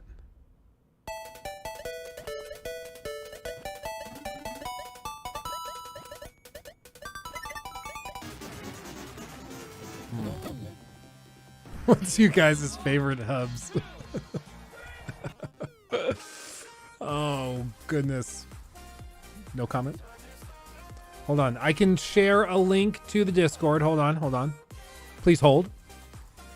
Please hold. Please hold. Please hold. Almost. Boom. Right there. Join the Discord. You're gonna get hit with the unexpected in Mario Strikers Battle League. In this no-holds-barred, soccer-ish sport, chaos reigns supreme. So prepare to do whatever it takes. I'm just always baffled. I spend like $60 on all of these Nintendo games, and I play them for like 30 minutes because it looks fun, and then I get bored super quick, and then I'm like, why the hell did I spend that money? Like, I bought ARMS back in the day, and I don't know why. I played it for like an hour. Never touched it again. For like 5 years. But what if you had to? In Metal, the better you are at slaying to the beat, the more intense everything gets. And we have vocal performances from legendary artists like Serge Tankian from System of a Down. So while headbanging isn't mandatory, we do recommend it. Our demo is live now on Steam, Xbox, and PlayStation platforms, so go check it out and slay to the beat.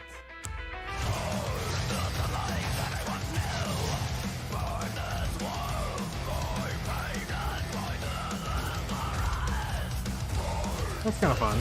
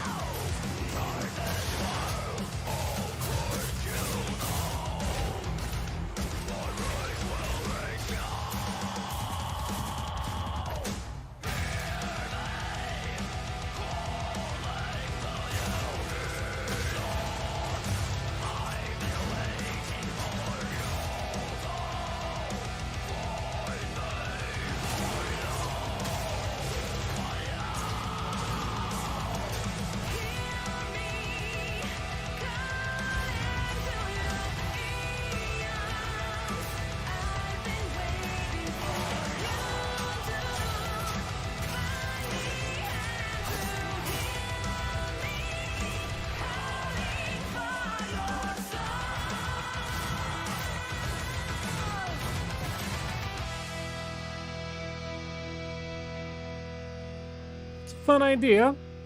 I don't know if it's for me, but it's a fun idea. I'm vibing. You know, I'm vibing. I get it.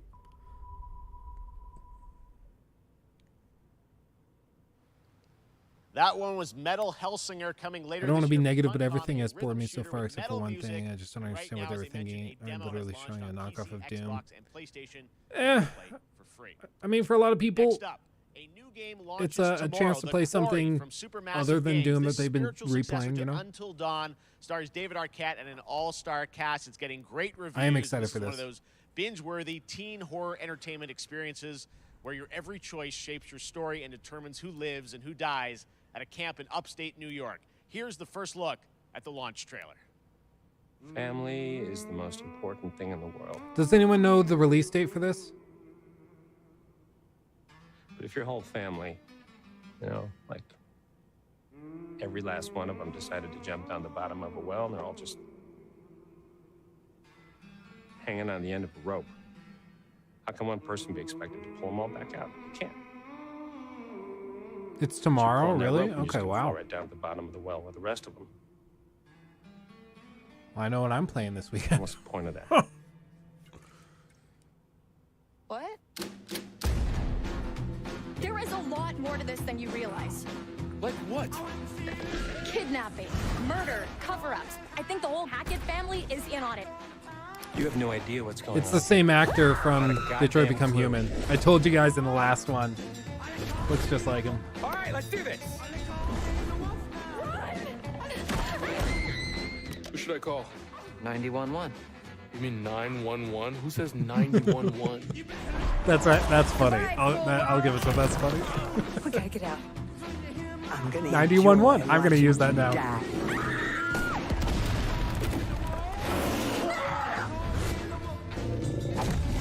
This isn't a ghost story. It's a creature feature. It's really happening, and you're all in it. This is gonna get a little messy.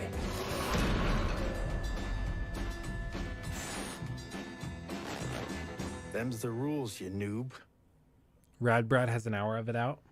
Back at the Game Awards, we were proud to reveal Nightingale, a shared world survival crafting game from Inflection This does Games look up in interesting. Canada.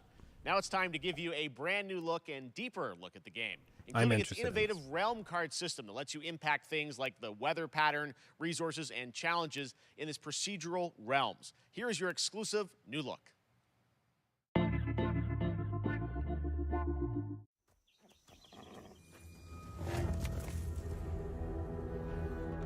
You're alone in the realms, I'm afraid. The portals are a mess. Not even sure if Nightingale made it. Like, come on, that looks pretty cool. Given how fragile you humans are,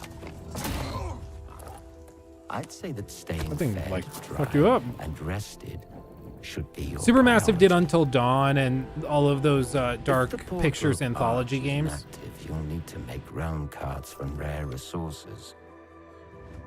Once you have realm cards, you can activate the portal. Beware though. Foul things lurk in the interrealmic void, waiting to get in. Be ready with your axe pick.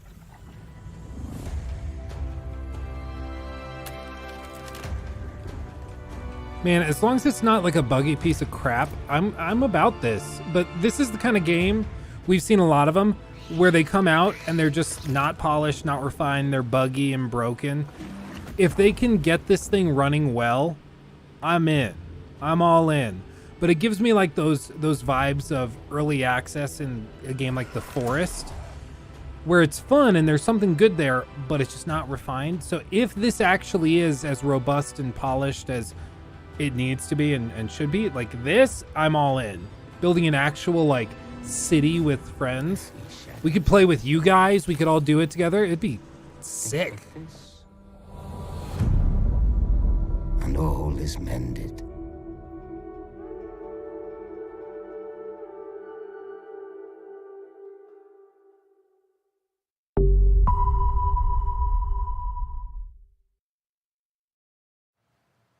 The Saints are marching in on August 23rd with the reboot of Saints Row. Let's see it. Last year at Gamescom. And today, we're happy to announce the launch of the Boss Factory demo across PC and console, which lets you design and set up your character. And since it's Saints Row, you guys are going to have a lot of fun with this one. Check it out. How cringe? Scale 1 to 10. You gotta do something to capture people's attention. So what do we build next? Me. I want all the power.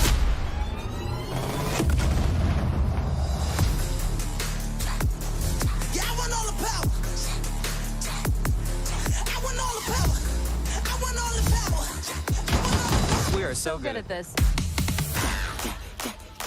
Which fool wanna challenge me? They just unironically use swaggiest. They're doing Fortnite dances. Seriously, this is perfect. Dinner and a show, baby. If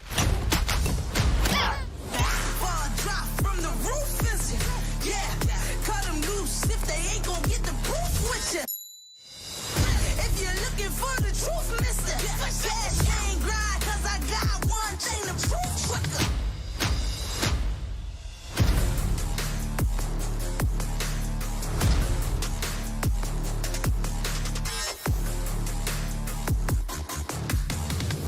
To the dark side of the moon, high speed chase, make your heart stop from the zone. I saw fake ribbons, all vibes in the room, top floor brawl, that's a far drop from the room.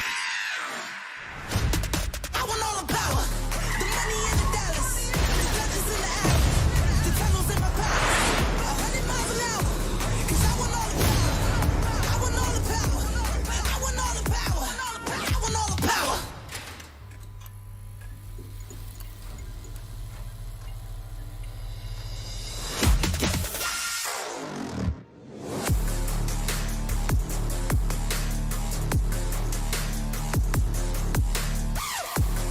So what? They're letting you download the Boss Factory to create your character Next, we've got ahead an of time? Is exclusive that what first that look is? at extended gameplay of Warhammer 40k Darktide, Fat Shark's follow-up to the critically acclaimed Vermintide series. Darktide promises intense 4-player co-op action and terrifying enemy hordes to team up against. And it's out on September 13th for PC, on Steam, and exclusively on console on Xbox.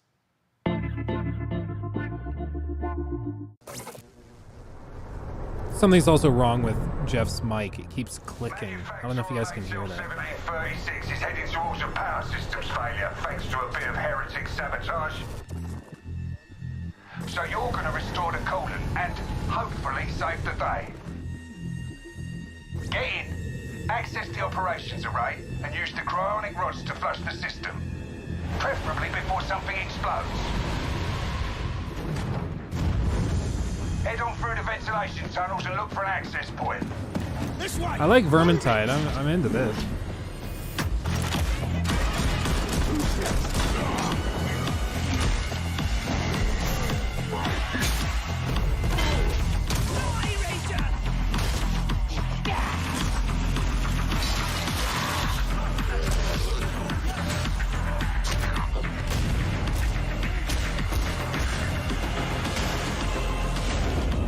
Set your data interrogators. If all goes well, we can unlock the system, prime the rods, and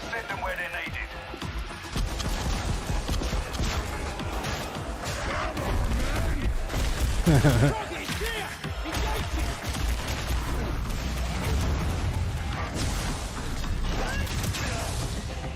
the first part. This looks pretty good. Get to the base of the Matrix bar and put those cryonic rods to work.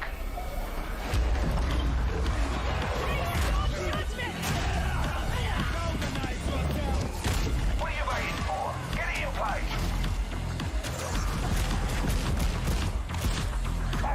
Now! You finished here? Look for a way out.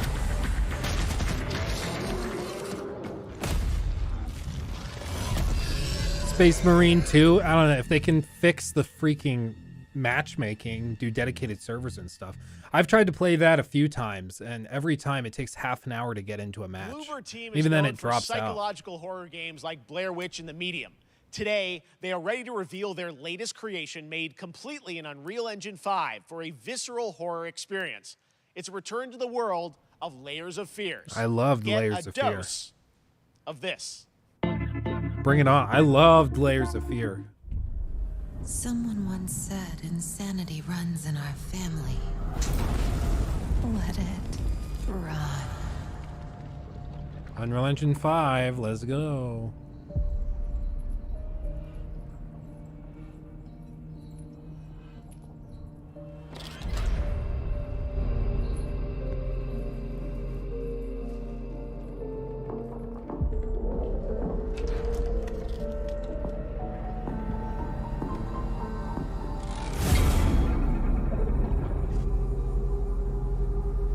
They say it's a tale of sadness and guilt of an artist trapped in a place beyond redemption.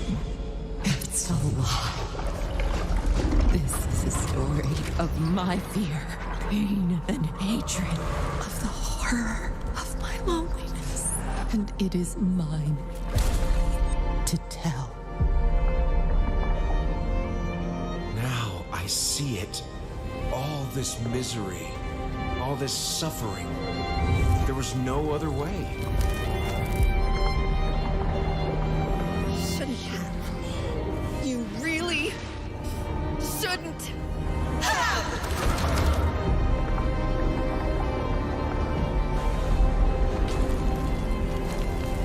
An empty shell cannot live forever. It cannot live at all.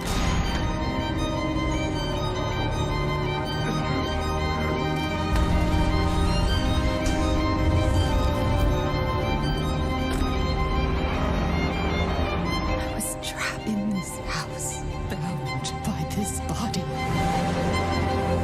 Now, I break free. I'm about it. Actual next-gen exclusive. Made in Unreal Engine 5. I'm about This it. October, Gotham Knights arrives. Batman is dead, and it's up to the Batman family, I just want that Batgirl, clip. Nightwing, Batman Redwood, is and dead. Robin, to protect Gotham. To give us an exclusive new look, let's head to Montreal to hear from executive producer Fleur Marty. I'm sorry, I don't mean to laugh. It just sounded like he choked on his tongue. Welcome from Fleur. WB Games Montreal. I'm Fleur Marty. I'm the executive producer on Gotham Knights. Today, we are thrilled to share more with you on one of our beloved knights, Nightwing. This showcase is the first in our character series, and we're really looking forward to share more with you as we continue working towards our launch on October 25th. So I hope you enjoy the show and stay tuned. Yeah, let's see. The last trailer bummed me out. The last one I saw really made me not about it. I had nothing. And then this city became my home. Its people became my family. Gotham gave me everything. It deserves to feel safe.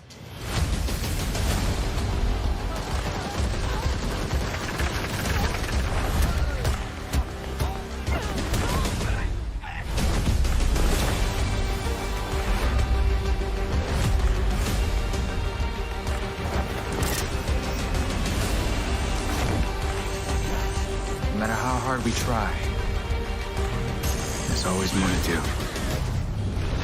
And now, it's up to me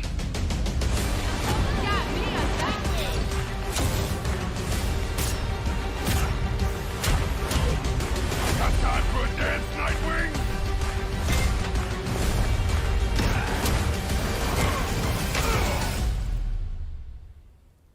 I got this, Bruce.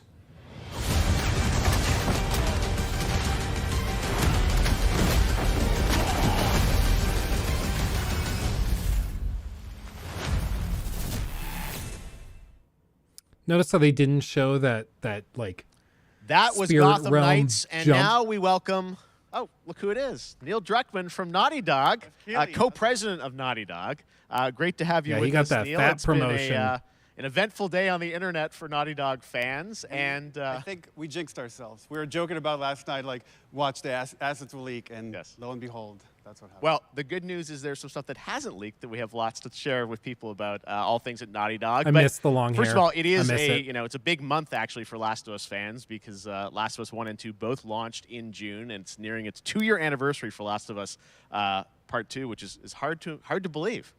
Yeah, it's crazy. 9 years for Last of Us 1, 2 years for Last of Us Part 2, and we still hear from fans. They're still sending us letters and art, and these characters in this journey and this world mean so much to them. And it's just been kind of amazing. Like Last of Us Part 2 early this year passed a pretty big milestone. It sold over 10 million units. And that kind of support, that kind of success, we're so grateful to our fans. It has allowed us to grow as a studio, and now we can take on multiple projects, more than we've ever had at the same time. Multiple projects. Okay, very interesting. So what can Last of Us fans expect in the future from you? Thank you for asking, Jeff. So one of the things we've mentioned a while back is what started out as a multiplayer mode has evolved due to the team's ambition. They really wanted to do something beyond what we've ever done before at Naughty Dog. And we felt the way to do it justice is to make it a standalone title. And they've been working on it for the past 2 years. Ambition has grown, and we're not quite ready to fully unveil it, but we're ready to lift the curtain a little bit and just give you like an update of where we're at. Okay, well, what can you tell us about this new standalone multiplayer game? Yeah, so we have a concept art that we want to show. But what I can tell you is that this game is big.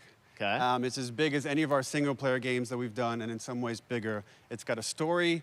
The way we're telling that story is very unique to this game.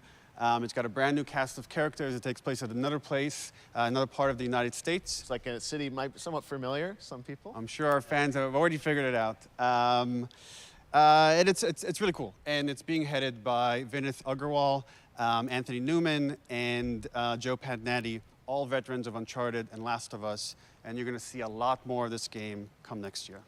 Next year, so I wait till next year to hear more about that one. Okay, well, very exciting that this has evolved, and I mean, that concept art looks incredible. I can't wait to see Naughty Dog storytelling fused with multiplayer live game. It's something special. We can't wait to show it either.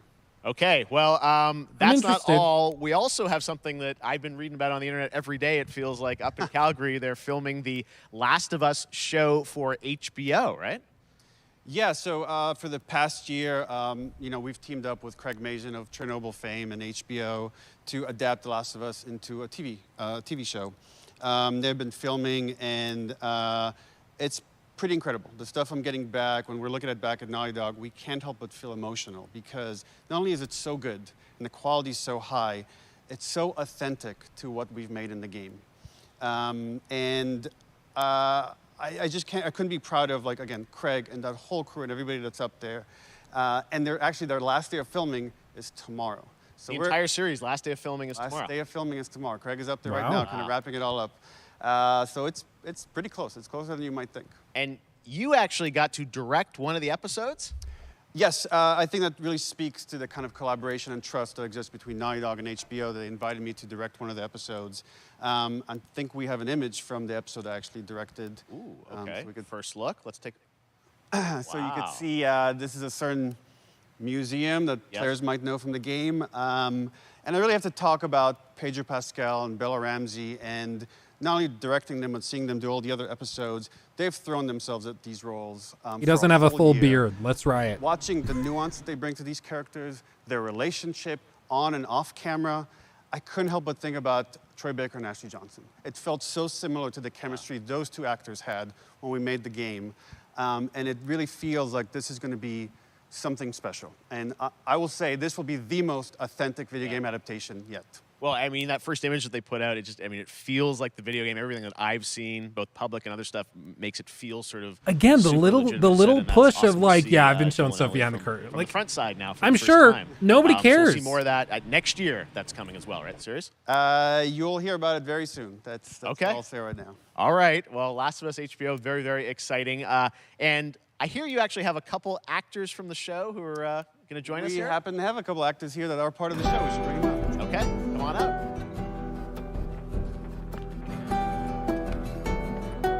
Oh, what's up, guys? Hello. Surprise. Troy's back again. Hello, I know. Ashley. Surprise. Good to see you. I'm a little confused, though. I thought maybe Pedro Bella, but Troy Ashley out here from the game, right? So when Craig and I started working on the show, almost one of our very first meetings, we said, Troy and Ashley have to be a part of it. And we're such fans of like the talent and like helping us create Joel and Ellie. We felt like it was so important that they become part of the show. And it has to be more than just like kind of like a wink to the camera and like a cameo. Okay. These are real roles that we're keeping under wraps for now. But man, I'm bummed that I couldn't be there with you guys when you filmed your stuff. There's been so much It's stuff I feel like so good. on the internet. There's so much like talk about what's being filmed, and I think that's you guys have kept a complete secret that you were up there and you filmed your roles by now, obviously. Well, keeping secrets with this franchise is kind of old hat. Like we've Except had for today. Except for today. Yeah. Except for the date. It was one of the hardest things for us to do is to not let people know that, because we're so proud of it and the work that we did. We worked hard. The crew. I have to say, when I walked out on set, to be met with literally every person that I met on that crew is such a fan of this game, and they all knew what it was that they were working on and committed to working on this project because of their fan and their love for the game was one of the greatest. It was like I was coming home to friends. Yeah, I the attention to detail, the crew was amazing. Bella and Pedro are Man. They're so perfect, and we've been trying to sort of describe that feeling of sort of seeing them in person. It's like the characters coming to life, but it's so much more than that. I feel like I can't fully explain it, but I am so excited to be a part of it, and just I can't wait to see it. I think it is going to be so good. I love the story. I love. Yeah, I'll be real. If anybody could do it well, it's HBO. Let's be honest. If anybody could pull this adaptation off, it's HBO. So I think it's going to be good, Vendy. I think These it. I characters think we so. know from the game that they're playing, new characters. Can you tell us anything? Yes. I can tell you. So sneaky. All right. Well, we're so excited to. Maybe it's already on Twitter by now. Hey. All right. Well, let's talk about what was on Twitter earlier today. Lots of talk about the idea, or really what's happening is it looks like you guys are remaking the original game, and this is like a ground-up remake. Is that right? That's right. We wanted to give people the definitive version of the first game that wasn't encumbered by any technology. Wanted to find a way to get even closer to our original vision, and we're able to do it on the PS5 and PC. And instead of talking about it, let's look at it. All right. Let's take a look at The Last of Us Part 1.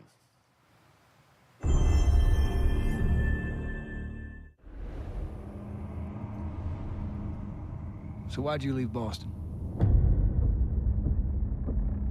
Dude, it Been on looks so quite the good. adventure, little brother. I reckon it's got something to do with that girl. It's got everything to do with that little girl.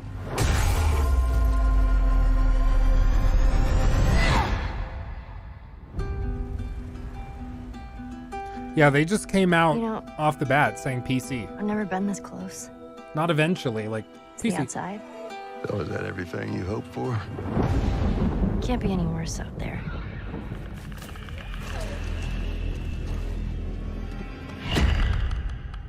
Can it? Once upon a time, I had somebody that I cared about. And in this world, that's good for one thing. Get you killed. I can take care of myself. How many close calls have we had? I get into trouble down there. You make every shot count. I got this.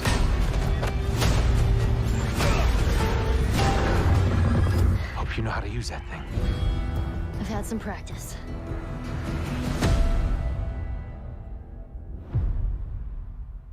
Nice. Truly one of my favorite games of the past decade. Guys, what's your reaction to that? Yeah, we hadn't seen that yet. Yeah, you're watching it in real time. Yeah. It's because you did these. These performances you did a decade ago. Yeah. You didn't go back in. I mean, you used the original performances. Yeah, right? actually, we came up with a process where we could take the original animation that we did for the faces and kind of like retarget it on these new rigs that have a lot more fidelity. And then the animators went back and We're studied. seeing side by sides here, just how much it has changed. That you went and you redid the models and rebuilt everything. Everything was rebuilt from the ground up. Same art director, re-art directed the whole thing from the ground up. But the great thing about these faces is that they're closer to the original performance. All the animators went and studied those videos and got it closer to what you did on set than we could have achieved before. And that's just like one of the things we could talk about, like this brand new AI, like all the combat is redone. Just the fidelity of everything, 60 frames per second, all the stuff you're getting on the PS5. Again, we wanted to give, knowing because of the show, because they're all new players for PS5 and PC, we wanted them to have the definitive version of The Last of Us. Amazing. Well, now you guys get to replay. I mean, when was the last time you guys played the game? I actually played it again just to refresh my memory before working on the show.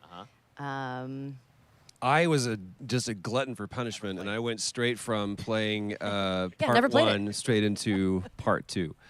And so the last time that I played literally would have been 2 years ago, since we're celebrating the anniversary of part two coming out. So, I mean, it looks like I'm definitely going to be up for another playthrough with this. I can't wait to go back because it was you guys did such an amazing job on that original game, and It's really, when you play it, when you see it in motion, it's really night and day from what it used to be. I imagine that think of The Last of Us 2 combat, but kind of that back in The Last of Us 1. Well, it's the whole, like, all the new animation system, the new AI system, everything we've learned on, like, Uncharted 4, Last of Us 2, we apply to this, again, to give that definitive version. Just to give a quick shout out, this project is headed up by Matthew Gallant and Shauna Skye. Okay. And you'll hear a lot more about it and see a lot more about it over the coming weeks leading up to the release September 2nd on PS5.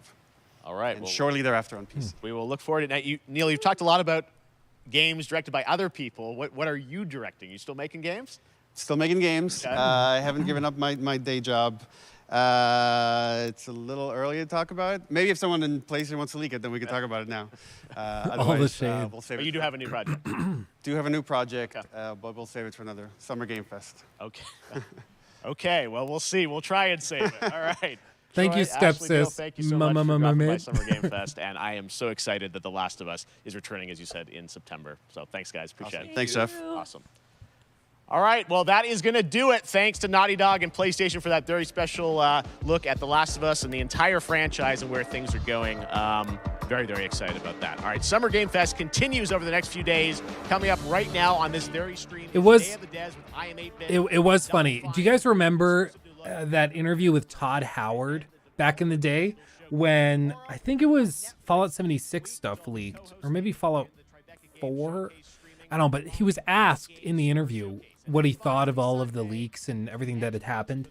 And he got very serious and stared at the interview and was like, yeah, that was not a fun day.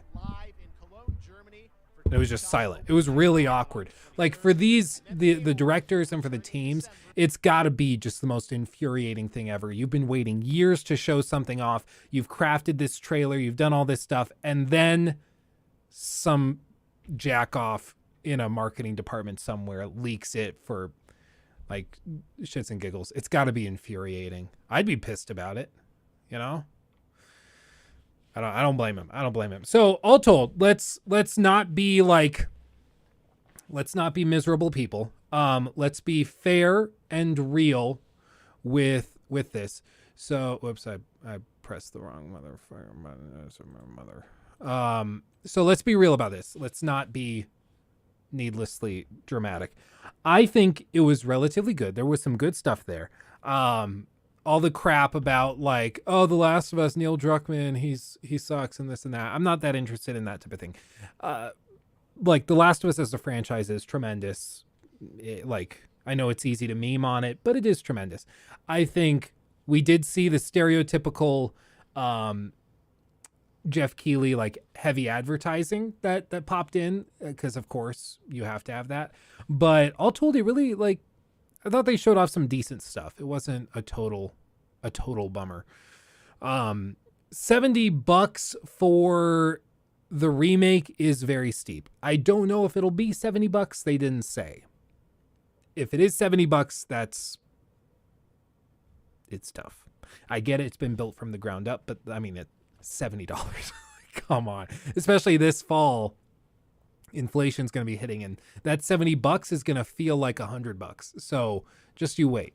If they actually do that. The multiplayer game looks, I mean, we saw a picture, but based on what they're saying, they say it's got a story that is being told, and then it's a large, huge open world multiplayer game. I'm intrigued because a multiplayer game with Naughty Dog quality and production value could be interesting. So we'll see. That's next year. Other stuff, I thought, Witchfire, that thing looked pretty good. American Arcadia, I thought looked pretty good.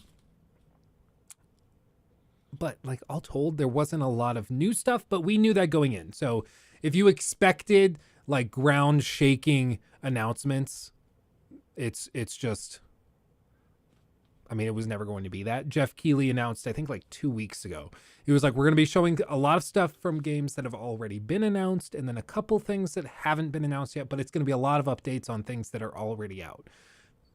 And that's it. So we will see. I don't know. It's tough because I think a lot of us were like, we've been hoping for a few big announcements for a couple big games like God of War. And we just haven't seen anything like this one. I don't know if you guys saw this. So reportedly, no cookies. Reportedly, God of War has been delayed to 2023. It's still officially slated for later this year, but according to Game Reactor, they've had it confirmed by various European sources that it's been delayed. I don't know if that's true, especially because we'll see if they mentioned it. Jason Schreier, who has a lot of connections, mentioned this. So let's see. Yeah, responding to the report on Reset Era, Bloomberg's Jason Schreier casts doubt on the claim that the PS5 and PS4 game has been delayed to next year. He said, quote, "It's hard to definitely prove a negative, but someone who would know firsthand just told me they haven't heard anything about a slip to 2023, as did somebody who might know secondhand." And Jason has a great track record. He doesn't just throw stuff out there. But there are people reporting that it's slipped to next year, which, I mean, if it actually has, for real, we're talking about 2 years after the initially announced release date. It makes me feel lied to personally, because it's like, we all heard 2021 and we were like, really? And then to see them actually go about it, and then it looks like, yeah, they probably never intended to do that. Kind of sucks. Hogwarts Legacy. Yeah, Hogwarts Legacy, I was hoping we would see something, but we didn't. I don't know where else they showed off. Maybe at the Xbox showcase we see something about it. I think they could benefit from some more trailers and things. But also, like, people in general are pretty hyped about it. Like, people are already probably going to be going for it regardless. Like, I personally, like, there's some games I don't need to be sold on any further. Like God of War Ragnarok, I'm gonna play it. You know, I don't need to be sold on it. I'm gonna play it. Or like The Last of Us remake, I'm gonna have to play that. Or like whatever the next Hideo game is, we'll play that. Like, there's games I'm gonna play. I don't need to be sold on them. But then there's other games that I do need to be sold on, like Arkham Knights or Gotham Knights. Jesus, Gotham Knights. I'm not sold on, and I'm not sure if I'm going to play that. I need to be sold on that. The trailer they showed today didn't move the needle at all. The last one they showed with gameplay really lowered the likelihood of me playing it. So we'll just see. But like these shows, I would think the purpose is to sell players on games that they otherwise wouldn't play. And I feel like in general, this didn't really do that. The Warhammer thing, the new Warhammer game, that looks really good. So I'm excited for that. But there weren't a lot of games that I'm questioning that I was sold on today. Callisto Protocol, yeah, that did look good. Yeah, I personally, I was hoping to see something about BioShock. I was really hoping for BioShock. Because they had other 2K games, but they didn't have BioShock. So I guess it just needs more time. So everybody's throwing out stuff about Xbox. Just as a note. So Xbox, of course, they've got a huge suite of studios that they can call on to provide content for their show. So it's very likely that they will have a full show and lots of stuff to do. But one thing with Xbox is, as Xbox has grown, I think the likelihood of secondary companies going to them to showcase stuff decreases. So like Ubisoft, it does, real quick, anybody in chat, do any of you guys know if Ubisoft has announced their own show for this summer? I have not seen it. I don't think they have. And if they haven't, I would expect a couple of Ubisoft games shown off at Xbox because they've got a close relationship with Xbox. But normally, like Ubisoft, if they had stuff to show, they would just do their own show. That's what they've done in years past. But they're not having a show this summer. No. Yeah, okay. So, like, the tendency has been to, like, for these big companies, if they don't have enough to do their own show, because it is expensive, it's millions of dollars. If they don't have enough to show at their own show, then they'll go to the closest corporate partner. Summer Games Fest, I honestly am not sure what attracts people to it over just like going to Xbox. I really don't know. Like, I get why Naughty Dog was there. PlayStation's show was kind of lackluster, but I don't know why. Like, what was the rationale for not showing The Last of Us stuff at the PlayStation event? They had a State of Play.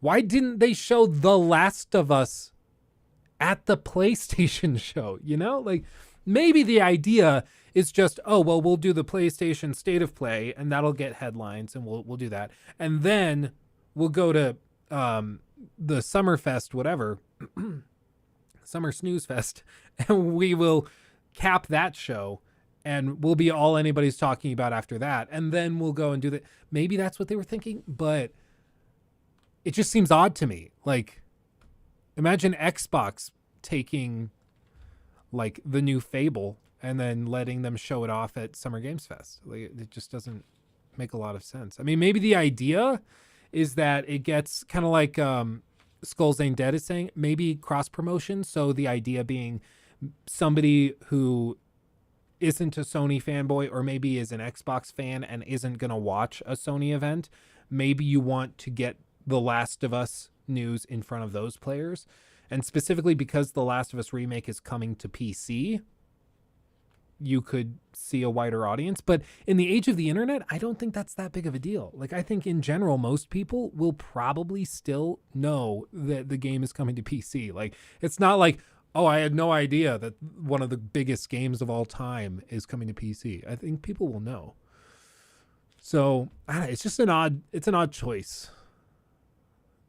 It's an odd choice from as far as I can tell. Who actually leaked the trailer? Well, they're going to be able to tell.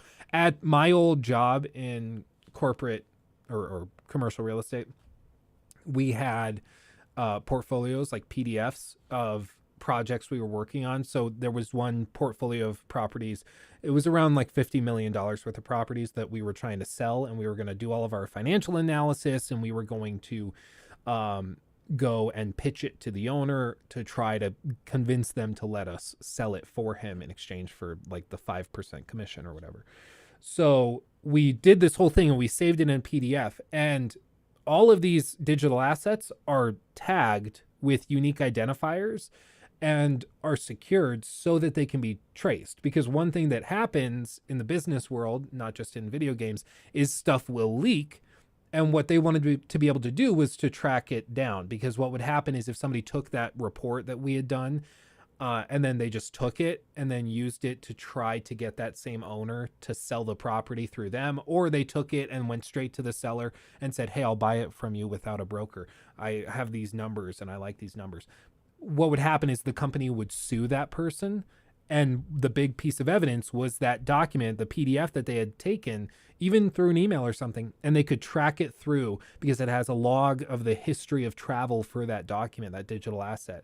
And for something as important as this, I'm sure they do the same thing where they can track all of this very carefully to make sure that, okay, well, this video clip has been seen by this group of people, and we can track through who viewed it and when, and they can figure out who leaked it. And usually when that happens, they take them to court and they can sue them for damages because they can say like, hey, we paid $5 million for this slot at Summer Games Fest and this person leaked it ahead of time. So we are suing them for the $5 million that we didn't need to spend because it leaked early, you know, that type of thing. So these leakers, like I know it might feel like, oh, just a quick snap on my phone and I'll share it and leak it.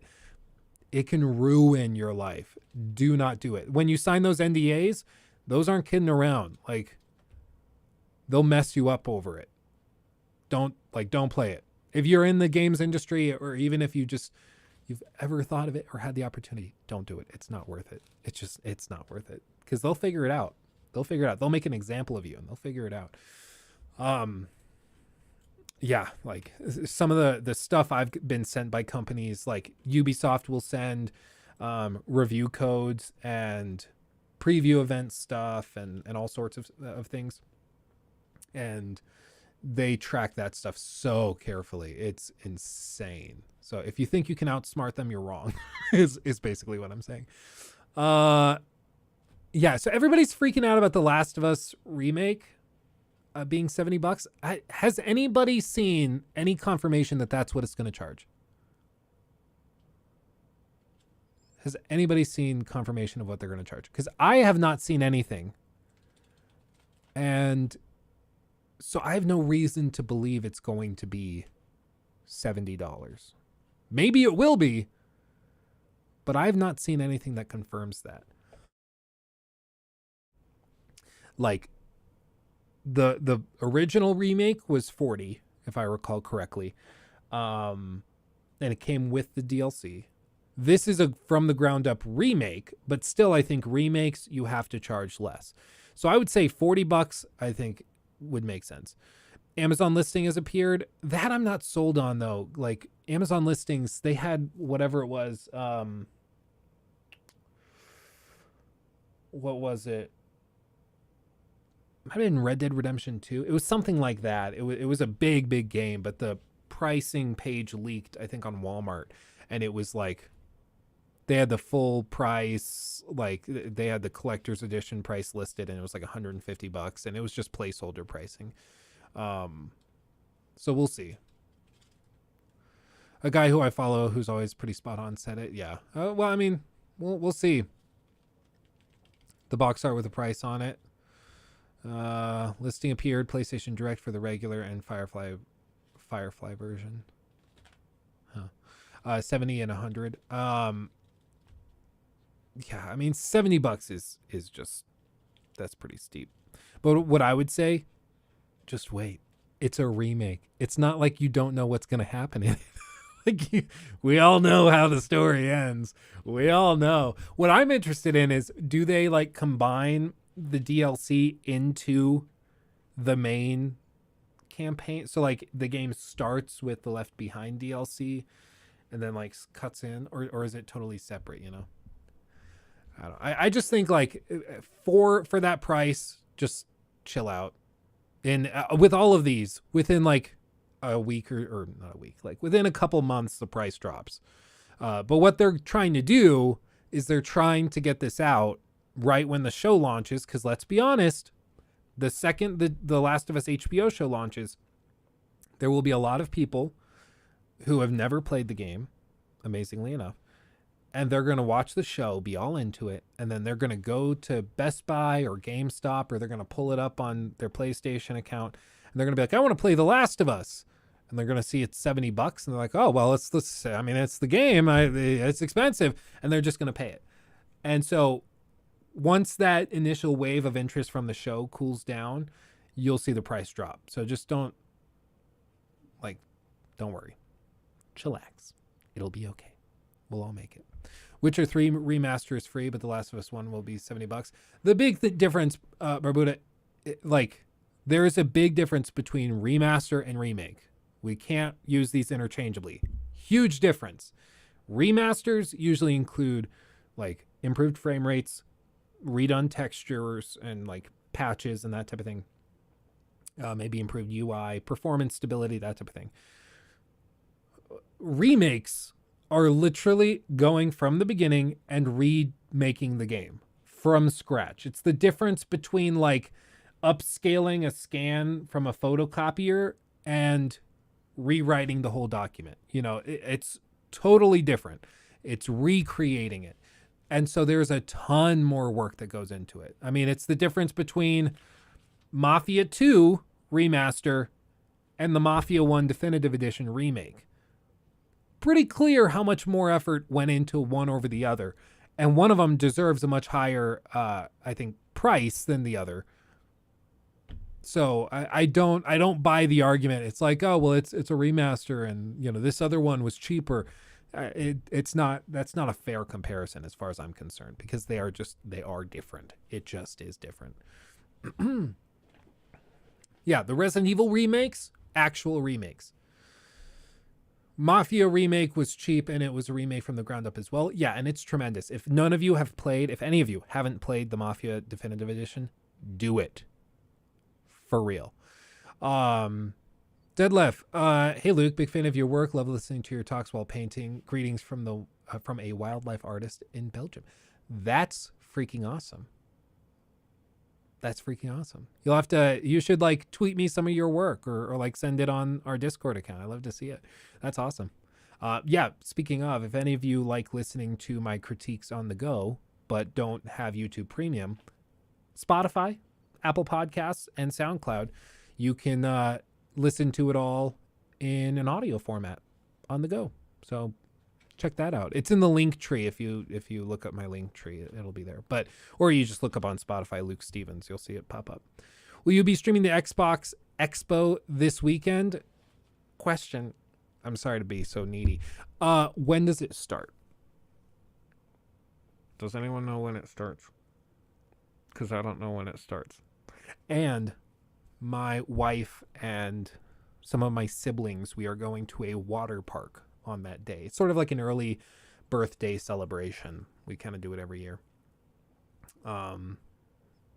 So if it happens like in the evening when I'm back, yes, we'll stream it. If it happens around this time, I will not be able to stream it because I will be on a water slide when it's happening, which is kind of a bummer. Excuse me. I've had this cough, man, for like a week. It's driving me crazy. I don't know what it is. I already had the COVID-19. I don't know what it is. It's just hitting me hard. It's driving me crazy. June 12th, 10 a.m. Pacific, so 11 a.m. here. Bummer. So I will not be able to stream it, but go over and hang out with Maddie and tell him I sent you. He'll appreciate that. Yeah, I don't know what it is. It's like a cough deep down, like in my lungs right here. It's driving me crazy. I have like whatever these are, flashing my drugs to everybody. Maximum Strength Mucinex Sinus Max. Pressure, pain, and cough. And that works wonders. It only lasts like 3.5, 4 hours, but yeah, it works. It works. Hopefully it clears out eventually. I hope they incorporated Left Behind DLC into the game. Maybe add some scenes or gameplay for tests. I would imagine. But as far as I can tell, they're going to use the same audio and voice recordings from the original. So it's not like they've reacted and re-performed it. It's the same thing. So I don't know. I would kind of doubt new content is added, but I mean, new gameplay sequences, I think they definitely will. I could realistically see that. They've totally reworked it. So I think all the stealth sections, all of that's going to be redone. I think so. Joel's face looked better before. I don't know. I always thought Joel's model in The Last of Us Part 2 looked a little strange, just like slightly off. Like they rendered in some wrinkles that they didn't really need to. Just stuff like that. Something's just slightly off, you know? I don't know. Looking forward to Starfield, Avowed, Hellblade 2, Compulsion, Coalition's new games. Yeah, I think they're going to come out swinging. I'm going to be real.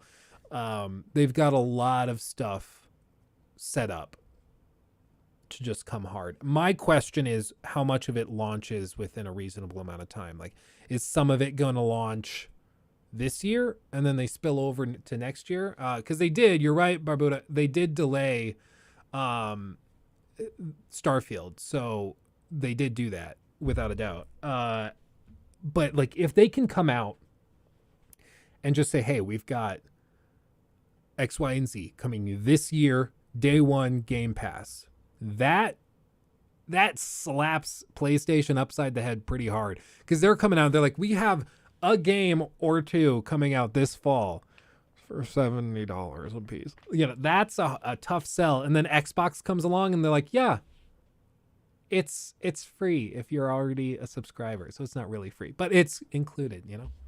Obsidian looks super promising. Josh Sawyer's game excites me. Yeah, Obsidian, I think they've been working long enough. They should come out swinging soon, I would expect. Little Jimmy, he looks more like Troy Baker now. That's why he looks a bit off. Yeah, I think so. Part of it, what was it? It was Insomniac's Spider-Man. You remember when they redid the facial like model for Peter Parker and everybody lost their minds? And they were like, no, we had to do this because of the like facial rig. The animation system got updated and it didn't work with the old model, so we had to update it.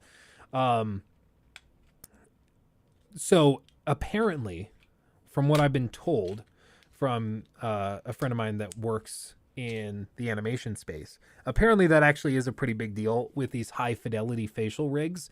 Is the shape of someone's face really matters. You know, it's not as simple as just, oh, we route your eye to this eye and your nose to this nose and your mouth to this mouth. It doesn't actually work that way, because most people's faces move differently depending on the shape of their face. So you have to adjust the bone structure so that it reacts more realistically. And I think that's probably what happened with this remake when they redid the facial models, and with The Last of Us Part 2 when they redid it, because they wanted to make sure everything was a little more unified. But yeah, I mean, all told, I think Xbox is going to come swinging. I've been pretty bummed out by PlayStation's lack of presentation, their lack of clarity. It's just baffling to me. Like, it's amazing. I don't know if it's Sean Layden being absent, but Jim Ryan, he's just been tripping over himself since he took over. They can't get the PlayStation 5 in players' hands. They haven't had any really amazing launches except for right at the start when they had like Miles Morales and Demon Souls. And since then, they just haven't figured it out. You're right, Bob. Corporate. He feels very corporate. It's like when Steve Jobs stepped down to chairman because he was sick. And then, you know, Tim Cook took over the company. It's that difference. You know, when Steve Jobs was in charge, everything was exciting. Every time you watched their presentation, there was just something amazing to be shown. And it was always exciting. Like, I remember watching one of their showcases, and they just casually announced Siri. And like, Siri is a huge technological achievement, especially at the time. It was amazing. Like, I can talk into my phone and it can figure out what I'm saying and then like do things for me. That's amazing. And now you just don't see that. You don't see that level of innovation and the new ideas that are just like amazing and breathtaking. Part of it is that things have evolved so quickly that it's just tough to keep things exciting, you know, to that pace. But part of it is also just the corporate attitude. Like, why do this, and this? Why do something, excuse me, why do something really breathtaking when you don't need to? Like, you can just release the same iPhone 5 times and you'll be fine. Why not? You know?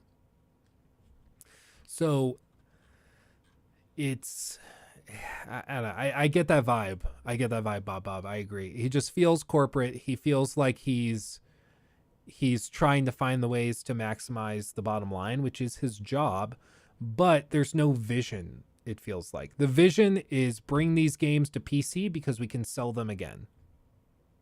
And while I appreciate they're on PC, it doesn't change the fact that that's not a visionary move. You know? It's kind of lame. So we'll see. We'll see. But this happens all the time. Like the last 20 years, every generation, it's swapped. PlayStation like dominated the initial like OG PlayStation 2 era. They just dominated it, and then they got cocky, and then they came out with the PlayStation 3, overpriced and underdelivered and undercooked. And then Xbox dominates with the Xbox 360, and then Xbox gets cocky and they put out the Xbox One, which is basically just a cable box that happens to also play games. And players revolt and they go over to PlayStation, who's been humbled and focused on the games. And then it seems like PlayStation got cocky again and then came out with the PlayStation 5, which is a solid console, don't get me wrong, but it's under new management and they haven't been able to figure out game releases reasonably at all. And they are struggling with, pro-consumer choices, and Xbox comes along and is like, no, we're going to be the pro-consumer, pro-customer option for players. And they're dominating and they're doing great. Like Xbox per unit, yeah, they aren't selling as many Xboxes. Part of that's because their PC hold is fantastically huge. But just alone, their Game Pass subscriber base is gigantic. And I don't care what anyone says, that PlayStation offering, their version of Game Pass, is laughable compared to Game Pass. It's not even close. It's ridiculously stupid. They're not even bringing like the big games. They haven't even brought The Last of Us Part 2 to that PlayStation Game Pass, whatever it's called, PlayStation Plus Access Pro Premium Ultra. It's insane. I heard that God of War Ragnarok will also be delayed till next year. Yeah, that's what we're looking at here. It's been reported by Game Reactor, but Jason Schreier, who's got very accurate sources, he said that somebody who would know firsthand, so likely somebody in the production pipeline, said that they hadn't heard anything about a slip to 2023. Maybe they're lying to him, but usually in these cases, if Jason or a reporter reaches out to a contact, they're like, hey, is this thing getting delayed? And if it is, but the guy doesn't want to say that because the internet's going to explode, he'll just say, yeah, I'm not going to, I just don't want to comment on it, which is basically confirmation to Jason, but it's not a confirmation off the record, leak. It's just like, yeah, I don't want to talk about that. Just like wink, wink, nudge, nudge. I don't want to mention it. So I don't know. What game company is the most visionary right now? What do you think? Right. I mean, right now it seems like Xbox is the one that's giving the money to the most studios, giving them time to create and craft things. Like just Hellblade looks tremendous. The stuff they're trying to pull off with like the new Fable looks really impressive. The fact that they're giving Bethesda time to work on Starfield without pressure for release, like all that stuff, that's what creates great groundbreaking games, when you give companies time to actually create it and empower them in that way. What it feels like right now is that PlayStation is more concerned with just trying to figure out like the basics of getting things running. They can't get PlayStation 5s in players' hands, and then they can't seem to get their biggest games releasing on schedule. It's crazy. I mean, that's assuming that the original schedule was actually supposed to be 2021, which I think there's reason to believe that was probably never actually the plan. But Yeah, PlayStation is discovering that they can't win an exclusive war. I think, well, like, here's the thing. They, I think, can win a battle of exclusives, but they can't win it if they can't release any games. You know, like, it's tough. It's tough. Because, like, God of War Ragnarok, I'm sure, will be tremendous. But it's hard to beat Xbox when you haven't put the game out and it keeps getting delayed. Like I said earlier, I can't help but feel slightly lied to if they said the game was releasing 2021 and that was never the plan. If they're like, oh no, we're never going to hit that release date. But we're just saying that so people go out, get the PS5 and get all hyped up for it. But it's going to come out the next year. And then the next year comes along in 2022 and they're like, I think we need an extra year. We need an extra 6 months or whatever. I'm sure it's taking time to polish it, but I mean, that is a thing. The other thing that's changed in the industry that we have to be aware of, and I don't think you can, I don't think you can ignore it. There's been sort of an upheaval of, I guess, people trying to hold companies accountable for crunch, which is great for the employees. It's tremendous, but that's relatively new. Like, for the last 10 years, crunch has just been a way of life for developers, and it sucks. You know, when I was working in real estate, crunch was just the day-to-day work. Like, our bosses expected us to be there at 8 a.m. to leave around 7 or 8 p.m. And then they still wanted us to come in on the weekends regularly. Like, that was the workload that they just expected. And because we weren't hourly employees, we weren't salaried employees, we were on 1099s. Like, we ate what we killed. And so if you wanted to keep your desk, if you wanted to stay there and keep this opportunity, you had to do what they said, even if it wasn't strictly like healthy or reasonable. And that grind was just part of it. That's just what you did. And in game development, it's the same kind of thing. For like 6 months leading up to the game's launch, these people are working 12-hour days. It's horrible. It's terrible. It's hard to have a family or do anything.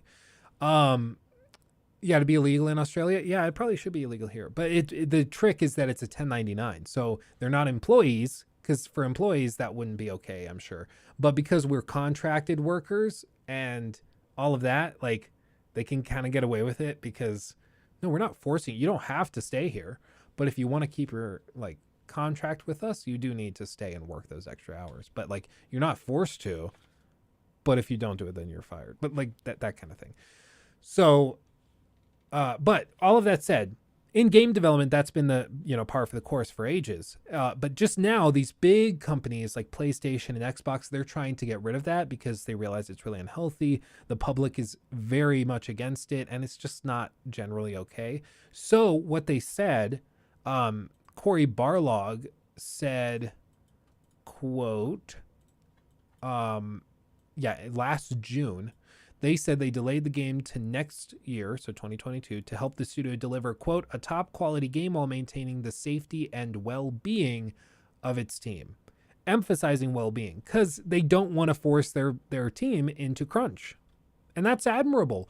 But this is why we have to sort of reset our expectations of these games, because if a game released in 2014 under crunch would have released in December, without crunch, that game's probably releasing the following summer, because you're not getting an extra 4 to 6 hours of work out of employees every day, So it's just different. It's just different now. And I think that's part of the reason everything feels so odd, is because that shift has happened, if that makes sense.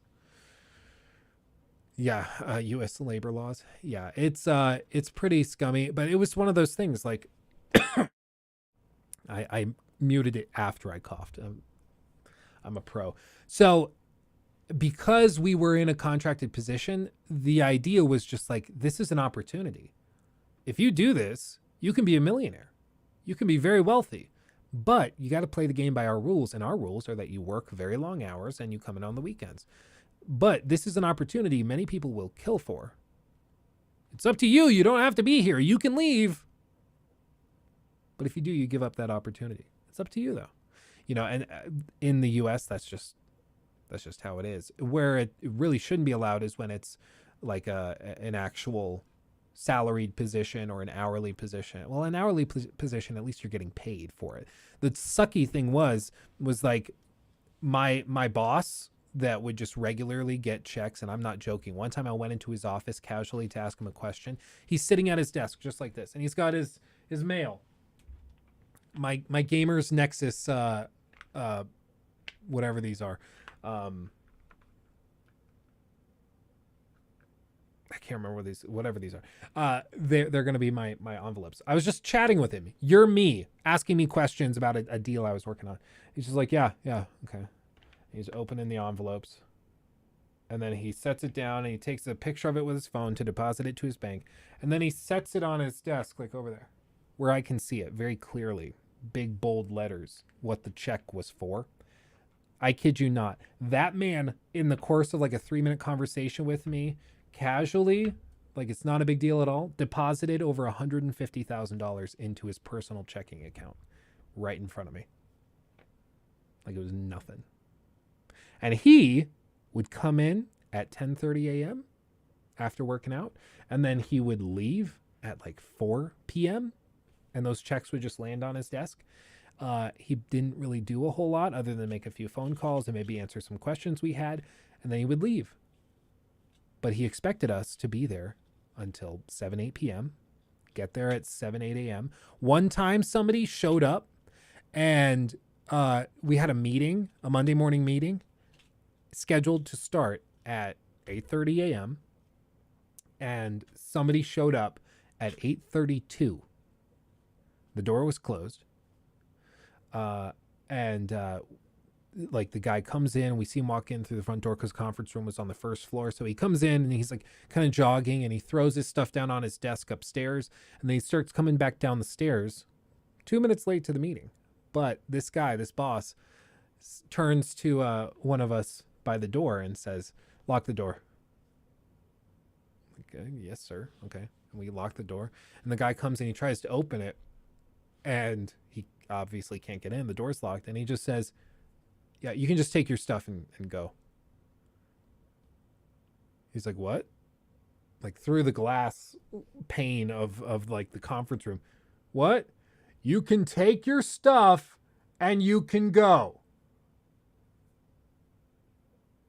He's like, he's stunned. He's just sitting there like, what do you even do? Are you saying like I can just go home for the day? Like, what are you actually suggesting? And the guy like went up, he grabbed his stuff and he left back out the office, and he sent a message on our Slack to basically, he had the guy fired right there. He was like, yeah, disable his security tag. He's not allowed in the building again. He's going to be late to a meeting. He doesn't need to be here. Apparently he doesn't want it that bad. And that's the attitude. That's the attitude. So, but like those people at that office, you could get to that position and be freakishly wealthy and be a multimillionaire if you played the game. The game is just toxic as hell. Can you guys understand now why I was like, you know what? I think I want to do YouTube. Like, can you understand why I was feeling that? That was generally my attitude. I was just like, yeah, I'm kind of sick of it. You do sell your soul, but you can be freakishly wealthy if you do it. Wolf of Wall Street vibe? Yeah, very much so. These guys, this guy, I kid you not, like he would go to conferences with like all of those motivational speakers, like the Tony Robbins thing, and he was all into it, and he would go and spend tons of time, and he would come back from those meetings, and this is like a 60-something-year-old man. He'd come back and he was motivated and hyped up, and he had time, so I'm telling like the stories and it sounds like he's just a total asshole, which like kind of is, but he's also a sweet guy, and he can be very, very sweet. But he was raised in a company called Marcus & Millichap. You can look him up. But it's a real estate brokerage firm that's cutthroat as hell. And that's where he learned The Art of Real Estate. That's where he started back in like the 80s. And for him, he did stay from like 6, 7 a.m. until 8 p.m. He would come in on the weekends and he poured his heart and soul into it. And the guy now is at the point where he's just getting like $150,000 worth of checks casually on a Tuesday. Like, it's no big deal. So he made it. He worked his ass off and he made it. And the problem is that he doesn't know any other way to do it than that. So he basically demands that of you, even though that's probably not the best way to get there. You know, I think there's a way to train somebody to be an effective broker and business person to do the quality of work he expected without firing people for being 2 minutes late, you know. But that's just how he worked. Yeah, he worked his ass off so he could be act like a prick like his bosses. Well, yeah, and I think that's what it was, is like he had to go through that, and now he's like, well, I made it. And this is like, obviously it worked for me. I ended up here. So it's just crazy. That's why I'm always like, you know, I'm very sympathetic to the people that are working those jobs with asshole dick bosses, because at least at that job, if I worked my ass off and I put up with that crap, I could be a multimillionaire. I could have done it. I would have had to kind of sell my soul and I would have been pretty miserable while doing it. But I'm sure once I ended up in the spot where I'm chilling in my $5 million mansion in downtown Denver in Cherry Hills, I'm sure I would have been like, what's the big deal? Like I was mistreated and kind of abused by my boss, but whatever. But in like video game development, people put up with that shit and they don't get to be millionaires. They're getting paid like $40,000, $50,000 a year to make games, but they're expected to work like that without that incentive of wealth and overwhelming success, you know? Doing it any other way is a risk to his own paycheck, if not everyone else's. Well, it's just, he knows that that's how it worked, and that's all he knows. Bro, but what can you do if you have no other choice than to work and be a broker? Well, and that's exactly, Marcom. That's why I wasn't like hyper successful as a broker, because I was not starving. They would say this. I asked them one day, like, why did you pick me and these other young guys out of the hundreds of people who you could have hired? And they said, because you're hungry. I'm like, what? He's like, we're looking for hunters here. Again, this is so Wolf of Wall Street, I swear to God. He's like, we're looking for hunters here. And if you are not starving, you won't be a very good hunter. And like, I thought about it for a second. I was like, that kind of makes sense, because he needs the guys that work their asses off, stay till 8 p.m., come in on the weekends to try and find the whale that's going to be the fat paycheck, because they need it. If they don't find it, they don't pay their rent, you know? And so they need the starving guys. And so they come in and they're desperate and they have no choice. It's kind of like sink or swim. Like, if you want to teach somebody to swim, find somebody who can't, you know, and then shove them in the ocean. And it worked relatively well, of course. But because I had YouTube and I had this kind of out, I wasn't starving to the point where I put up with all that crap. As my mental health went down and down and down, I just started to realize, you know what, this isn't worth it, and I'm not gonna be able to do this. And I went about my day, and I left and started doing this full time, and it's worked out thanks to you guys. But when you're desperate, you don't have that opportunity. You can't leave. And that's where a lot of the other guys I was hired with ended up. They didn't have a choice. They had to figure it out. Yeah, YouTube saved my mental health. You don't hear that every day. You don't hear that every day. But it really is true. Like, it was tough. It was tough. But it's also, it makes you feel guilty for leaving that. Because it was an incredible opportunity. And it's an opportunity a lot of guys would have killed for. But it just was not for me, you know. It was not for me. I made $60 in a month as a broker. Yeah, to put it in perspective, this place, we sold apartment buildings, and like if I sold a 20-unit apartment building, I would get roughly $40,000 to $80,000 as a check for selling one building. You can make stupid amounts of money. And that was as a starter. Like that wasn't even as like an associate or like a partner of the firm. When you're a partner of the firm, you get a cut of everybody's pie, and you also get a way bigger split. You get like a third of the total commission. So you're going to take like 1.5 points of every deal that you do. So, you know, if it's a $10 million deal, you're taking like $150,000. It's ridiculous for selling one building. And a lot of the time, the best thing is they sell their own stuff. They're very wealthy. They buy apartments. They sell their own apartment buildings that they own and bought, and then they take the fee. Or when they buy something, they take the fee from that side of it. So they're just like printing money. It's ridiculous. Yeah, Cat Dog, you're right. I do think so.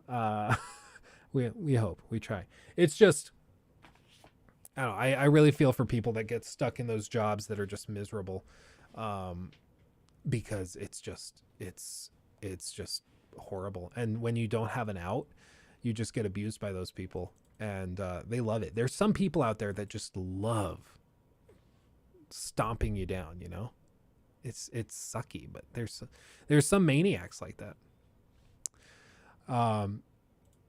But yeah, all of that. I don't know how we even got on that. Oh, we were talking about crunch. Yeah, all of this just to say, part of the reason I think we've seen all these delays is because of this little bitty section right here. This little section right here. They've cut crunch, and that just changes how development works. Because up until this point, it was always that people just grinded it out and it was miserable, but that's what game development was. And this is just how it goes. This is how it goes. So hopefully it's getting better. It's going to end up with a better game because the group is much healthier in terms of mental health. I'm sure that's how it's going to end up. But for now, it just changes things. I'm just still baffled. We haven't heard anything about a delay. We don't have any information like confirming the release date. It's bizarre. But speaking of this, like what I get from looking at this picture that they showed off, so they chose, of all of the concept art, so they said this was concept art for the game. What does this tell you? Like, because concept art is entirely purposed for you. Like, you look at it and you get the feel and the vibe of the game from the outset. What I see here, so there are infected down here, it looks like, right? It seems like there's some sort of storm blowing in, maybe a sandstorm or something is happening over here. It doesn't look like an explosion, but it looks like I don't even know what. It's something there, like a big zone. Makes me think of a battle royale. Because when you have like a storm that clears out areas, what other type of multiplayer mode does that? Like, it's a battle royale. That's what I think when I see this. That being said, you see regular infected. Down here are more players. And the map does look pretty gigantic. I think this is supposed to be the Freedom Tower. Excuse me. So that makes me think this is New York City. But I don't know if it is because there's palm trees. That throws off. So I guess it's not because there's that. I don't think that would be the Freedom Tower then. So San Fran doesn't look like the Golden Gate Bridge, but maybe there's another bridge. I don't really know. I'm not familiar with it. What it could be is New Orleans, because some of the architecture looks vaguely like New Orleans. That could be badass, especially like the boats in the distance, but we'll see. It kind of looks like an ocean, so San Fran would probably make sense.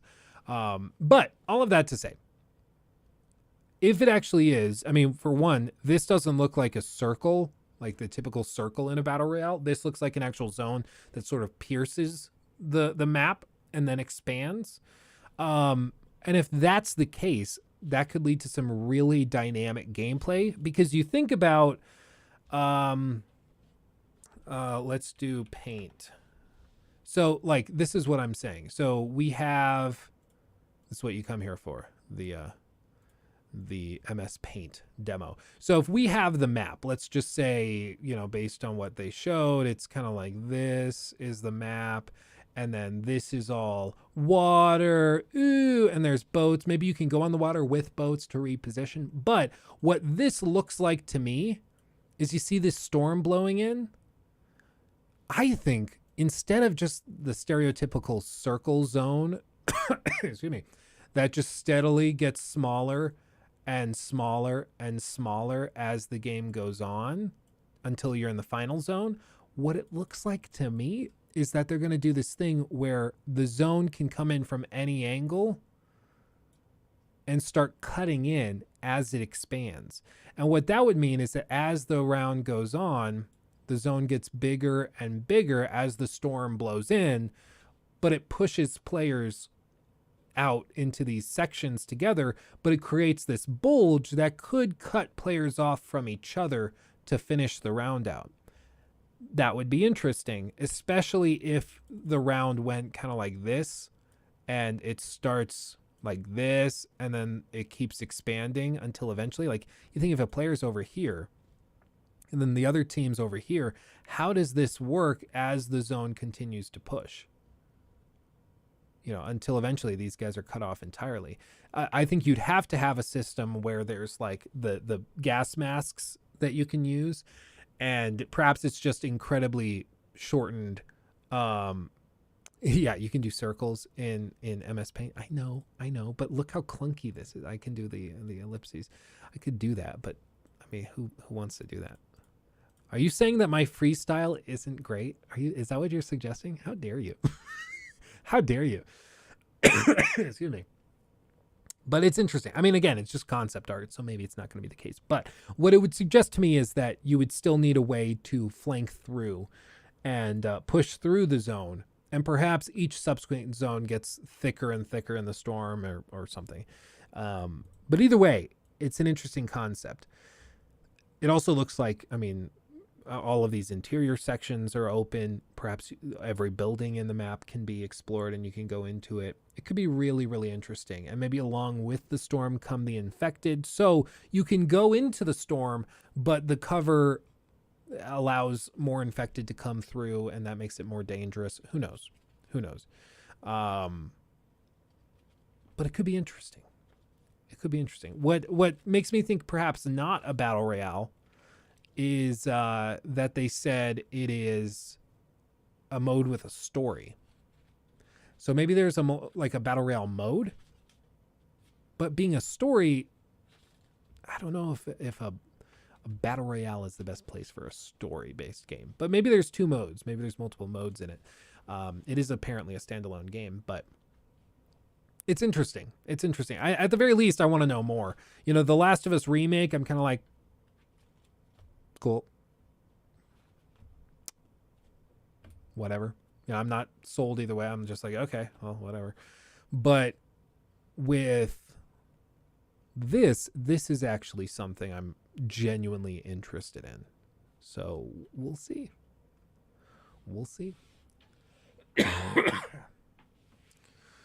Excuse me. Very coffee guy. I sort of expect Naughty Dog to have something a little more unique than a battle royale.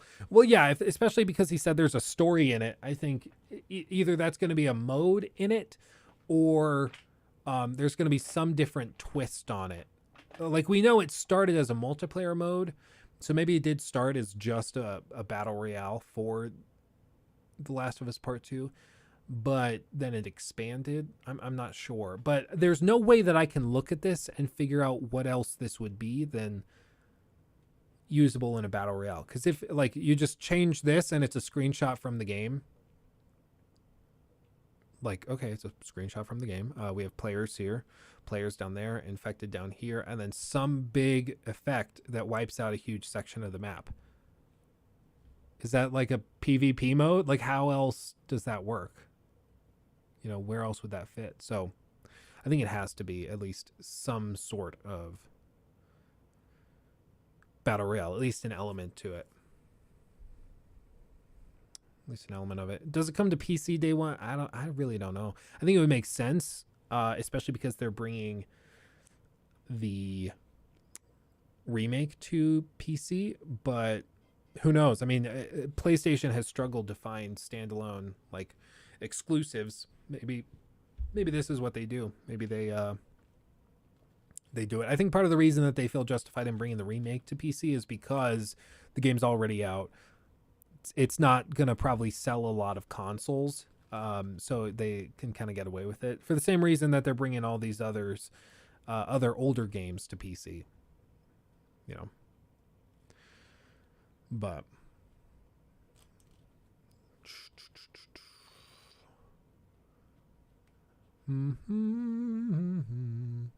also could be a survival game instead of battle royale. Maybe the storm are actually spores, where the combat zone akin to the Division could be in. Yeah, that could be interesting. The one thing I do like about it being like spores that potentially just hit the infected is that you could still play in it. It's just extremely dangerous. So like, I mean, going back to this, if players are on these different, if players are here and then here, they need to get to each other. The whole point of a battle royale is that you have to push people into each other, and that's what the storm does. So it forces, it to whittle it down. If it's just a sort of big open world survival multiplayer game, then you could find a situation where you could kind of vibe together as the infected grow more and more powerful and as time goes by. I don't know what that looks like, but it's interesting. It's interesting for sure. Especially because like really qualified, really good teams, you could see pushing through the storm, hunting down survivors, and maybe that's how you grind up. Maybe that's how you get equipment that better, like maybe it's even heals that can cure you if you get attacked by infected, but you only get those from other players, from killing other players. So you'll see players pushing into it through more infected. So it's a risk reward thing. That could be interesting, but we'll have to see. Final Fantasy Remake Part 2. Yeah, who knows? I'm still shocked PlayStation has just not shown like anything. They showed the VR titles, the new Resident Evil 4 remake. Looks good. I'm just baffled that they haven't shown any other first party, like really exciting stuff. Like Xbox has so many things lined up to start showing off, from Bethesda, from Arcane, from all these huge studios. I'm just shocked that they haven't done it. They have nothing else. You can fight in the zone, but can only get hit by one bullet because your gas mask breaks. Oh, that could be interesting. Infamous 3. Ooh, yeah, baby. Oh, yeah, baby. Yeah, I just think we'll have to see what happens. I don't know. It's funny that people are like, oh, Xbox fanboy much? Just like last summer, everybody was like, God, Luke, you need to calm down on the PlayStation, like the Sony ponying, because you've done these videos. You did a 5-hour video on The Last of Us Part 2. Chill out. Like, it's possible for me to just have more more finesse in my opinions. Like, yeah, I can look at it and I can say, oh yeah, right now Xbox is doing really well. Where is PlayStation? They have like nothing they're coming out swinging with this summer. Last summer they had nothing really interesting to show off. It's been like 2 years. Even back in 2019, all they had was The Last of Us Part 2 and like that type of thing. They tried to show off some cool stuff. I think 2019 was pretty good. 2020, I think it was a little more lackluster because The Last of Us Part 2 came out and that was kind of their big thing. It's been like 2 years of just At least Xbox is announcing like Indiana Jones games like stuff that nobody sees coming. At their showcase, if they show off any of that stuff, it's going to be pretty impressive. So yeah, Sony's struggling hard. Well, maybe what they're doing, Devin, is they're just holding all their cards close to their chest and they're waiting for when they are really ready to just dominate. So maybe they're waiting and next summer is going to be the time when they just come out swinging and they've got tons of stuff. We're like, holy crap, How did Sony manage to get all this stuff together? But what I do know is that we all were saying that last summer too. So I don't know. The Avatar game, well, that's a Ubisoft one, and I think they're going to show that off. Didn't they just show that off at the PlayStation thing? Maybe they didn't. I don't know. They showed something about it off. They'll probably show more at Xbox because Ubisoft and Xbox are close. So, Last of Us site is up. $70 price confirmed. Good God. That's steep, man. Like I said, I think all of it, I think it's just because the show is coming out and they're going to try to get $70 from the from all the new players. So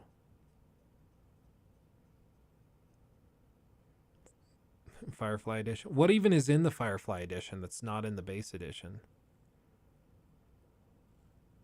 Sony's starting to feel a lot like Nintendo, think they're super hot shit and can't do wrong. Well, again, that's exactly how they felt with the PS3 era, and then they ended up losing it pretty hard to the 360. So this happens. I mean, all of life is cyclical. The same thing happens every time. It just keeps happening, keeps circling, keeps circling. The only person who doesn't think that it's gonna reappear is full of it. Like, they're full of it. It all repeats itself. And in this case, it's repeating itself once more. You know, I really think Sony needs, either they've got something big up their sleeve that nobody has heard about, or they're starting to slip. And to me, it looks like they're starting to slip and they're getting overconfident and cocky. And as long as their fans put up with it and pay that $70 for a remake, they're going to get away with it. They're going to keep doing it. But I don't think that they can get away with that for long. I think eventually players start to go, what are we doing? Like, come on. Come on. Especially because in the current day, like, $70 is a lot of money. And you're charging $70 for a remake of a 10-year-old game, you know? Nintendo, I mean, that is a good point. Like, Nintendo's been getting away with it for like 20 years. So maybe it's just, it doesn't matter. Maybe they're just totally fine. But yeah, it's tough. And the only one is slipping since 2016 is Xbox. I'll let you take another crack at that sentence. And no, I would say like every metric that you can gauge success and performance in, financially, in terms of engagement, in terms of revenue, across the board, Xbox has been doing very, very well. And I'm saying this as somebody who owns 2 PS5s, who has spent a lot of money through PlayStation. I am a big fan of PlayStation, what they do, but ignoring reality doesn't help your argument. It just makes you look like a fanboy who doesn't know what they're talking about. I'm just going to keep it real.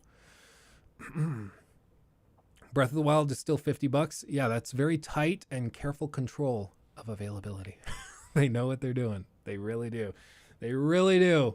And it's tough. Like, I wanted to do, I gave my copy of Breath of the Wild to my cousin, and I was like, well, the price is going to drop, so I'll just get a used copy, or I'll get another copy in a year or two when I feel like replaying the game. And then I checked it like this past fall, to get it again, because I needed footage of it for a video I was making. And yeah, you're right. It's still like $50 for it. New. It's crazy.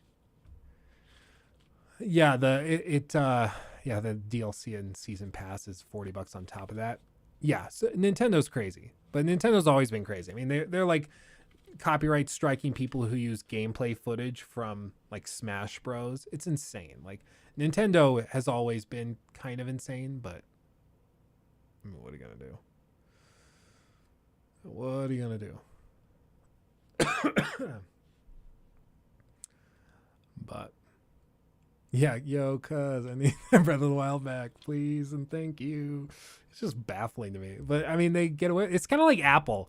Apple and Nintendo, very similar because they can just, but the difference is it's software versus hardware. Hardware, at least for Apple, you can say like, oh, there's a silicon shortage. Oh, like maybe they can charge, because they just announced that the new MacBook, apple.com. Apple.com. They just announced the new MacBook Air right here. And it looks fine. But alongside it, they are still going to be selling the old one from 2 years ago, and they're not cutting the price on the old one. So the one from 2 years ago still costs $1,000. This one, brand new, costs $200 more than that. $1,200. But like Apple fans are going to put up with it. They're like, oh, whatever. But at least this is hardware. Like, oh, maybe there's a shortage. Like it's whatever. But with Nintendo, it's software. Like the cost of making a copy of Breath of the Wild has not gone up in the last 2 years or the last 5 years. It's a 5-year-old game. They're still charging that much. It's insane.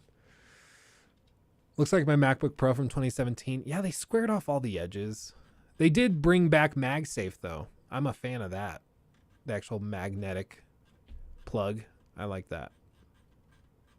Bunch of new colors. MKBHD said that this one, Midnight, attracts fingerprints like crazy. So not a great fit. Yeah, apparently they're impressive laptops, like 18 hours of video playback. Not bad. But they're keeping the old one and not cutting the price on the old one is insane. So Rockstar's main studios never do remakes, remasters, or ports. Yeah, but Rockstar's also, like, the people they do have do the remasters and remakes, they're not doing a great job. You remember that Grand Theft Auto bundle of remakes they did? That whole thing was a mess.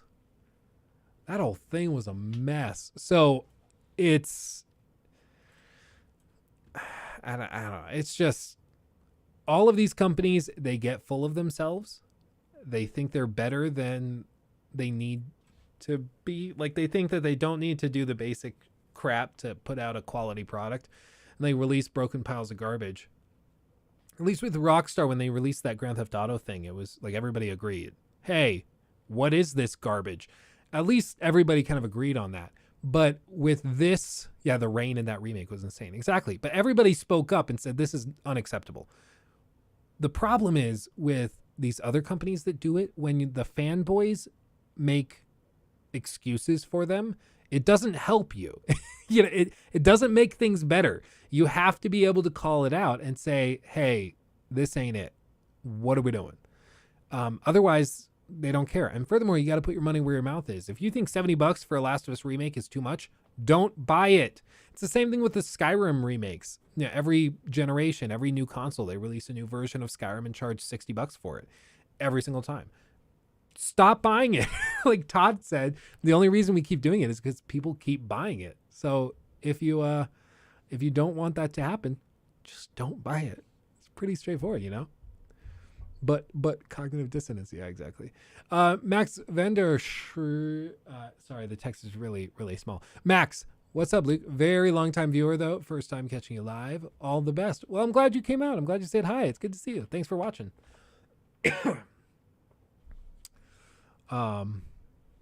Think they come out with a new version of Skyrim? I think probably they do. I mean, come on. What, like, they gotta do it for sure, right?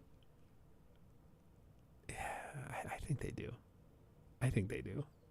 I would put put $20 on that.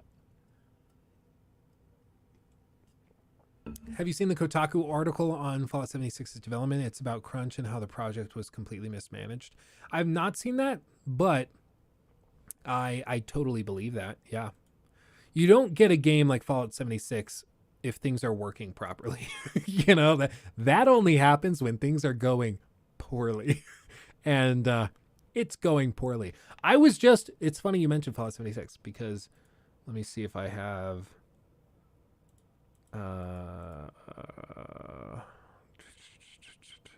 Maybe I moved it into here. Fallout 76. I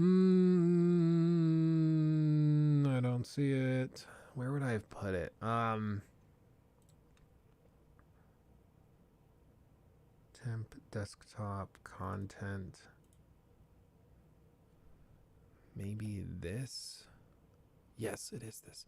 So it's funny you mentioned that because I was just playing Fallout 76 like yesterday or 2 days ago.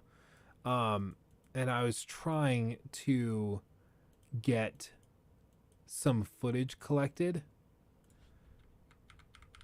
Where is it?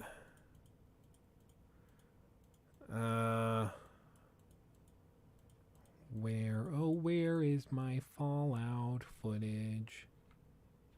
I don't see it. Oh, I just accidentally closed the window. I gotta find it. Hold on. Because I was just playing it. The whole point of this. I was just playing it. And I ran into like a few pretty massive visual bugs. It's somewhere in here. And I was like, guys, come on. Oh yeah, the game crashed once, so I had to reboot it. Classic. Oh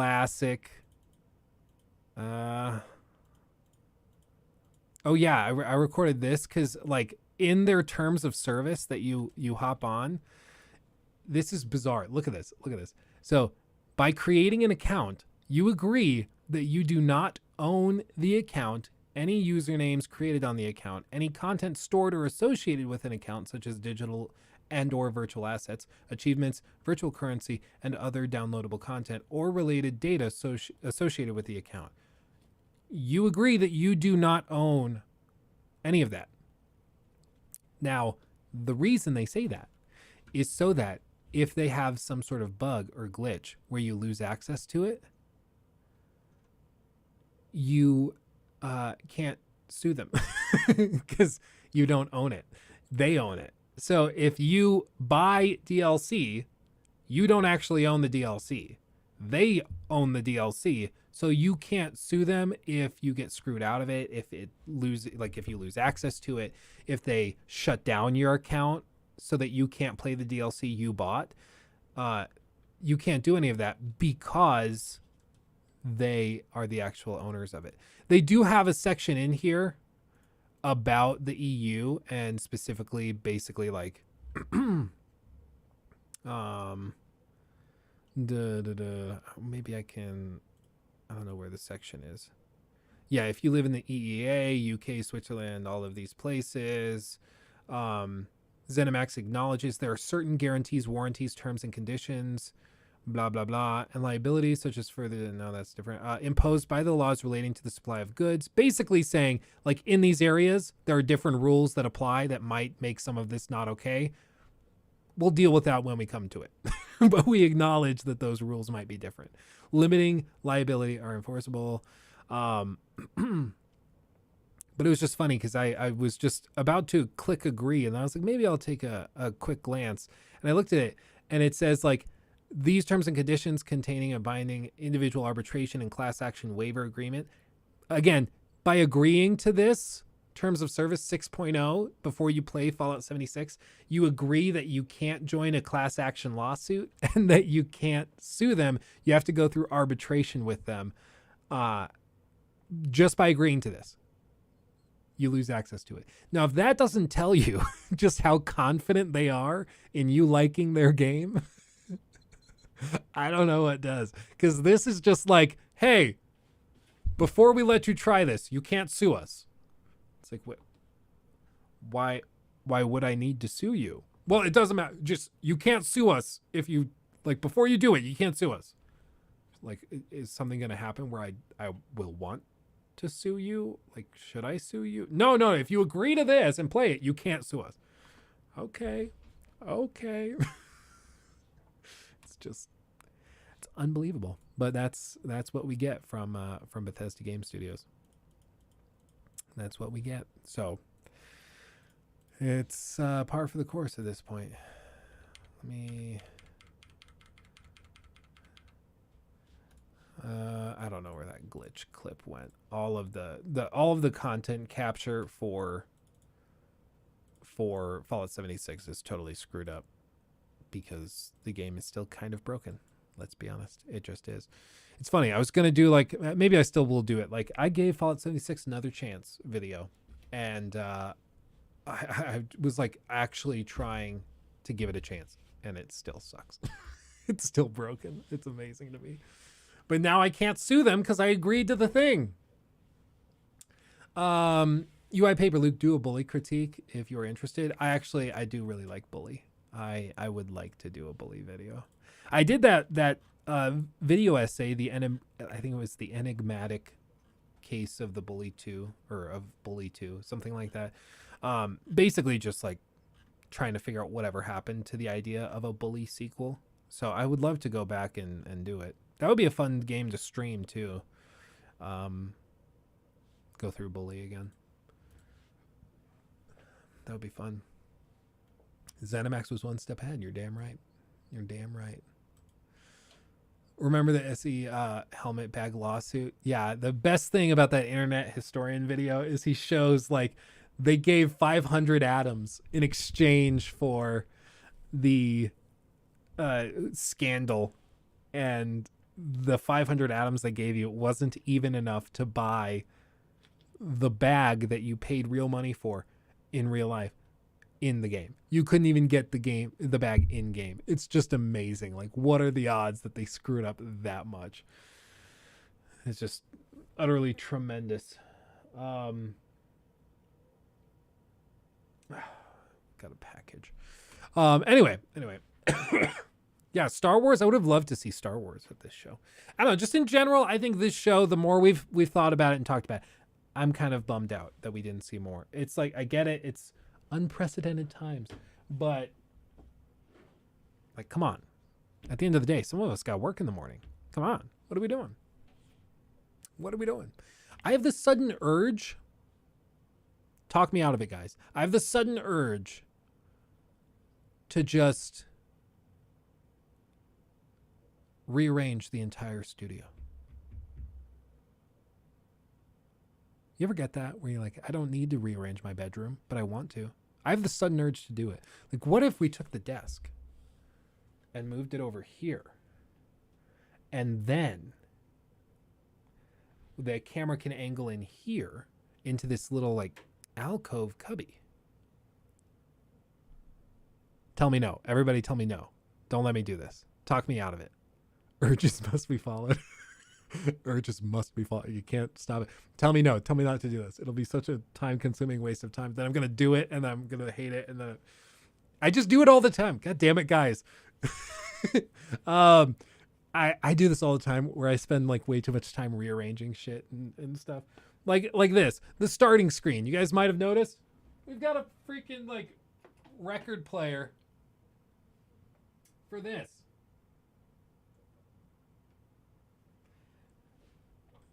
So that we can have When the twilight is gone, actual records playing on the stream. Like, it's so stupid. I don't need this, but I did it. Because why not? Ooh. you come into my heart. You see that? How cool? I mean, it's kind of cool. And here in my heart you will stay. Oh, Lord. Do it. You just move it back. Yeah, I don't know. I'm just like, I think there would be benefits. Probably not noticeable. The worst thing somebody can do is to solve a problem that doesn't need solving. And I feel like if I did that, I would be solving a problem that doesn't need solving, you know. The sudden urge may be because you just mentioned the structural problems in the game industry. In lieu of being able to fix that yourself, you want to fix your studio. Boom! See? I'm helping. Do not suppress the urge. Oh, goodness. The idea behind the record player, for the record, see what I did there? Was so that, like, we can get the record versions of, like, game soundtracks and stuff. And when we're hanging out, vibing, we can do that. And it's just fun to find old records, you know? My collection's very small at the moment. It's back there. That's my little bin of records I have. But yeah, this is a nice one. Welcome to the tech industry, baby, fixing problems that we created to try to fix the problem. Exactly. No, it's good. My problem is that I just constantly think of little things I'd like to change, like this camera angle. I don't love it. I'd like to shift it around and change it. But do I need to? No. What I need to do is I need to just sit down and finish recording the Elden Ring critique. But I'm like, what if I did this other thing, you know? Elden Ring critique. I'll show you guys this. We got 400 people in here. I'll show you the little intro sequence I made. It's not done. I have some more tweaking to do, but I will show you this because you guys have been awesome. Intro. I think this is it. So I'll show you this. The sound isn't applied and I got more stuff, but my count is currently, it's about 2.5 hours long. But it should be fun. I'm excited for it. It's just one of those videos. I think some people are going to be like, that was really good. And other people are going to be like, lol, get good. But it's been fun to work on it for sure. And this is how we're going to open the video. Whoosh. I have to tweak all the audio though. And then we come up on it. Ooh. The critique.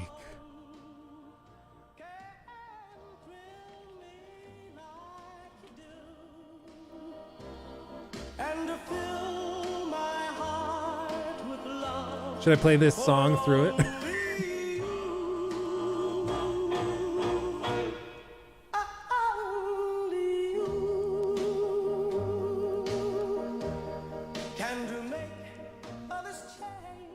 It actually is kind of a good fit for the intro. I'm going to be real. Like, what are the odds of that? We're playing it on the record right here. And it actually kind of vibes. It weirdly fits. Huh. So maybe we do that. But yeah, that's going to be the intro sequence. I will have you know, I downloaded a mod that cost me $6.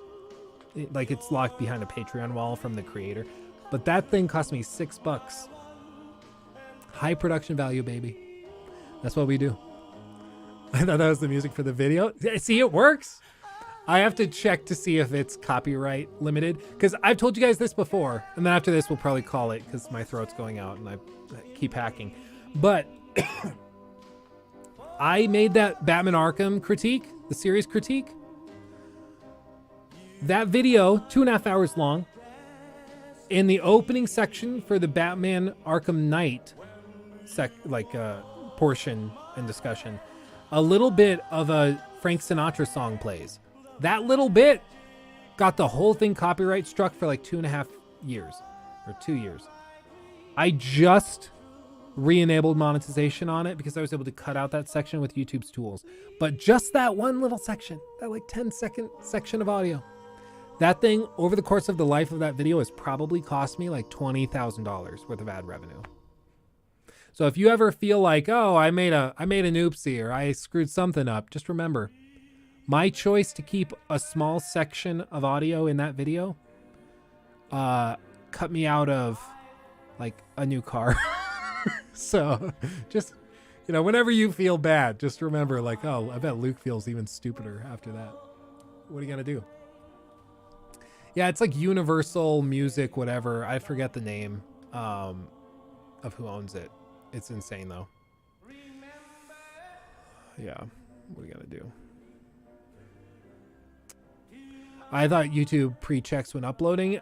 They do pre-check. They do allow people, though, to come in and copyright claim it after the video has been published. How does that make sense? I don't know, but they do it. I don't know. Yeah, Frank's music is 80 years old. Well, the rights to it are all owned by the record labels, and like Michael Jackson, fun thing. Michael Jackson owned the entire Beatles library. So when you listened to Beatles music in 2008, even now it's still owned by his estate as far as I know. But when you listen to his music in 2008, like, you know, you listen to Hey Jude, that money didn't go to the Beatles. It went to Michael Jackson. You know, like, that's crazy, but it's how music rights work, you know? Music, in some ways, you buy the rights to the music, it's like an investment. And that's what Michael did. Michael wanted the Beatles music, so he bought the music. Just did it. Why not? It was like one of his most valuable assets. Like Neverland Ranch was worth a lot. Beatles music, worth way more. Will you ever play Book of Unwritten Tales? I have not played it, but I will look into it. I will even take a note.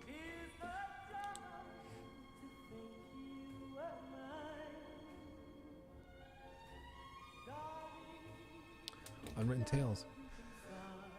Yeah, the Ackman stuff. I don't know enough about it. I saw like it trending, and I've seen people say that it's insane. My understanding is that YouTube just like pulled the rug out from under him, and it's pretty scary that can just happen.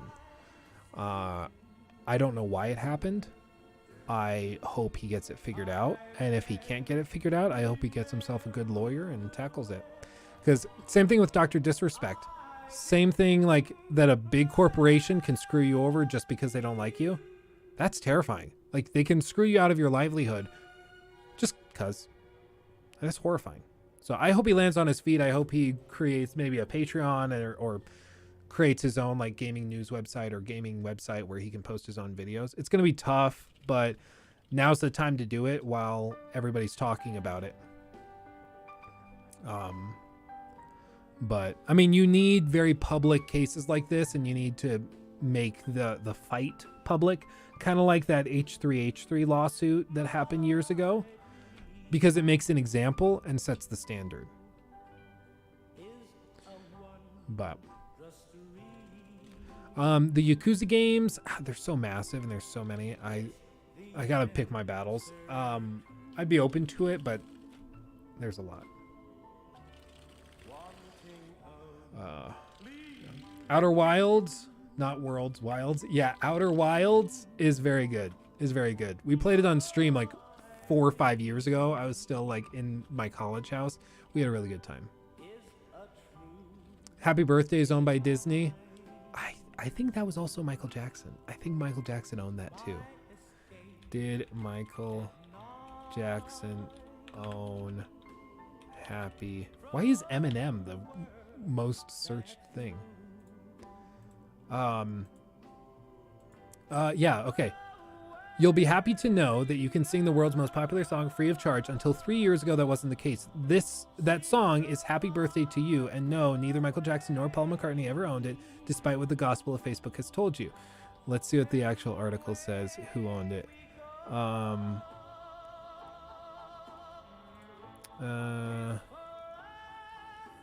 It was the most Google song on earth.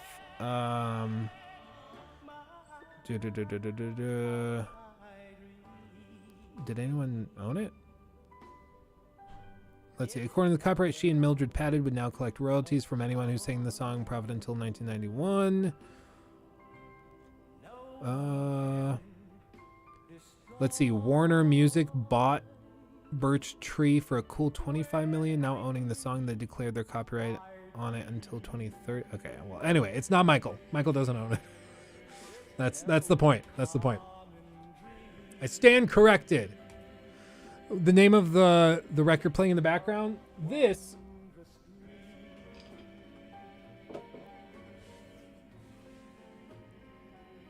Encore of Golden Hits, The Platters. It's tremendous. It's tremendous.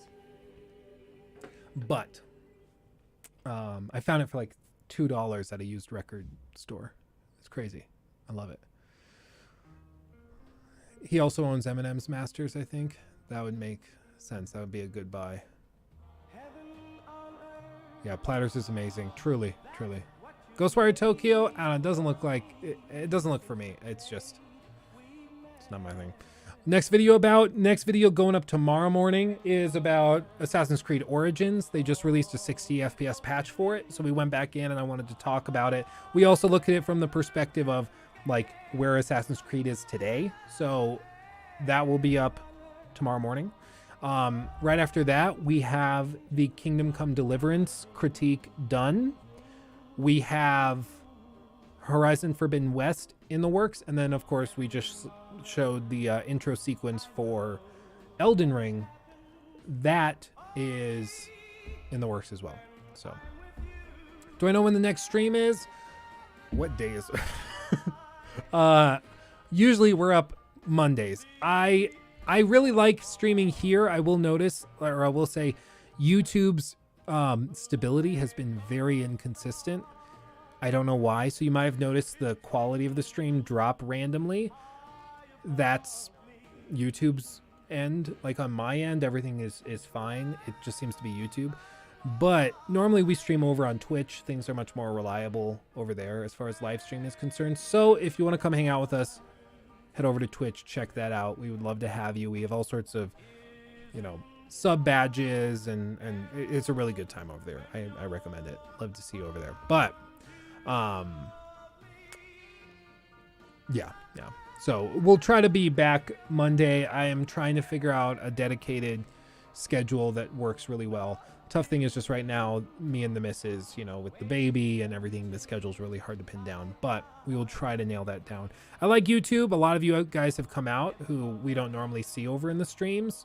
Of course, today was a special occasion, but I would love to see you guys over on Twitch a lot too. And who knows, maybe eventually we'll move over to YouTube. I don't know, but we'll cross that bridge when we come to it. But with that, I will call it there. Thanks for coming out. I love you all. I'll see you in the next one. Hugs and kisses. Bye-bye.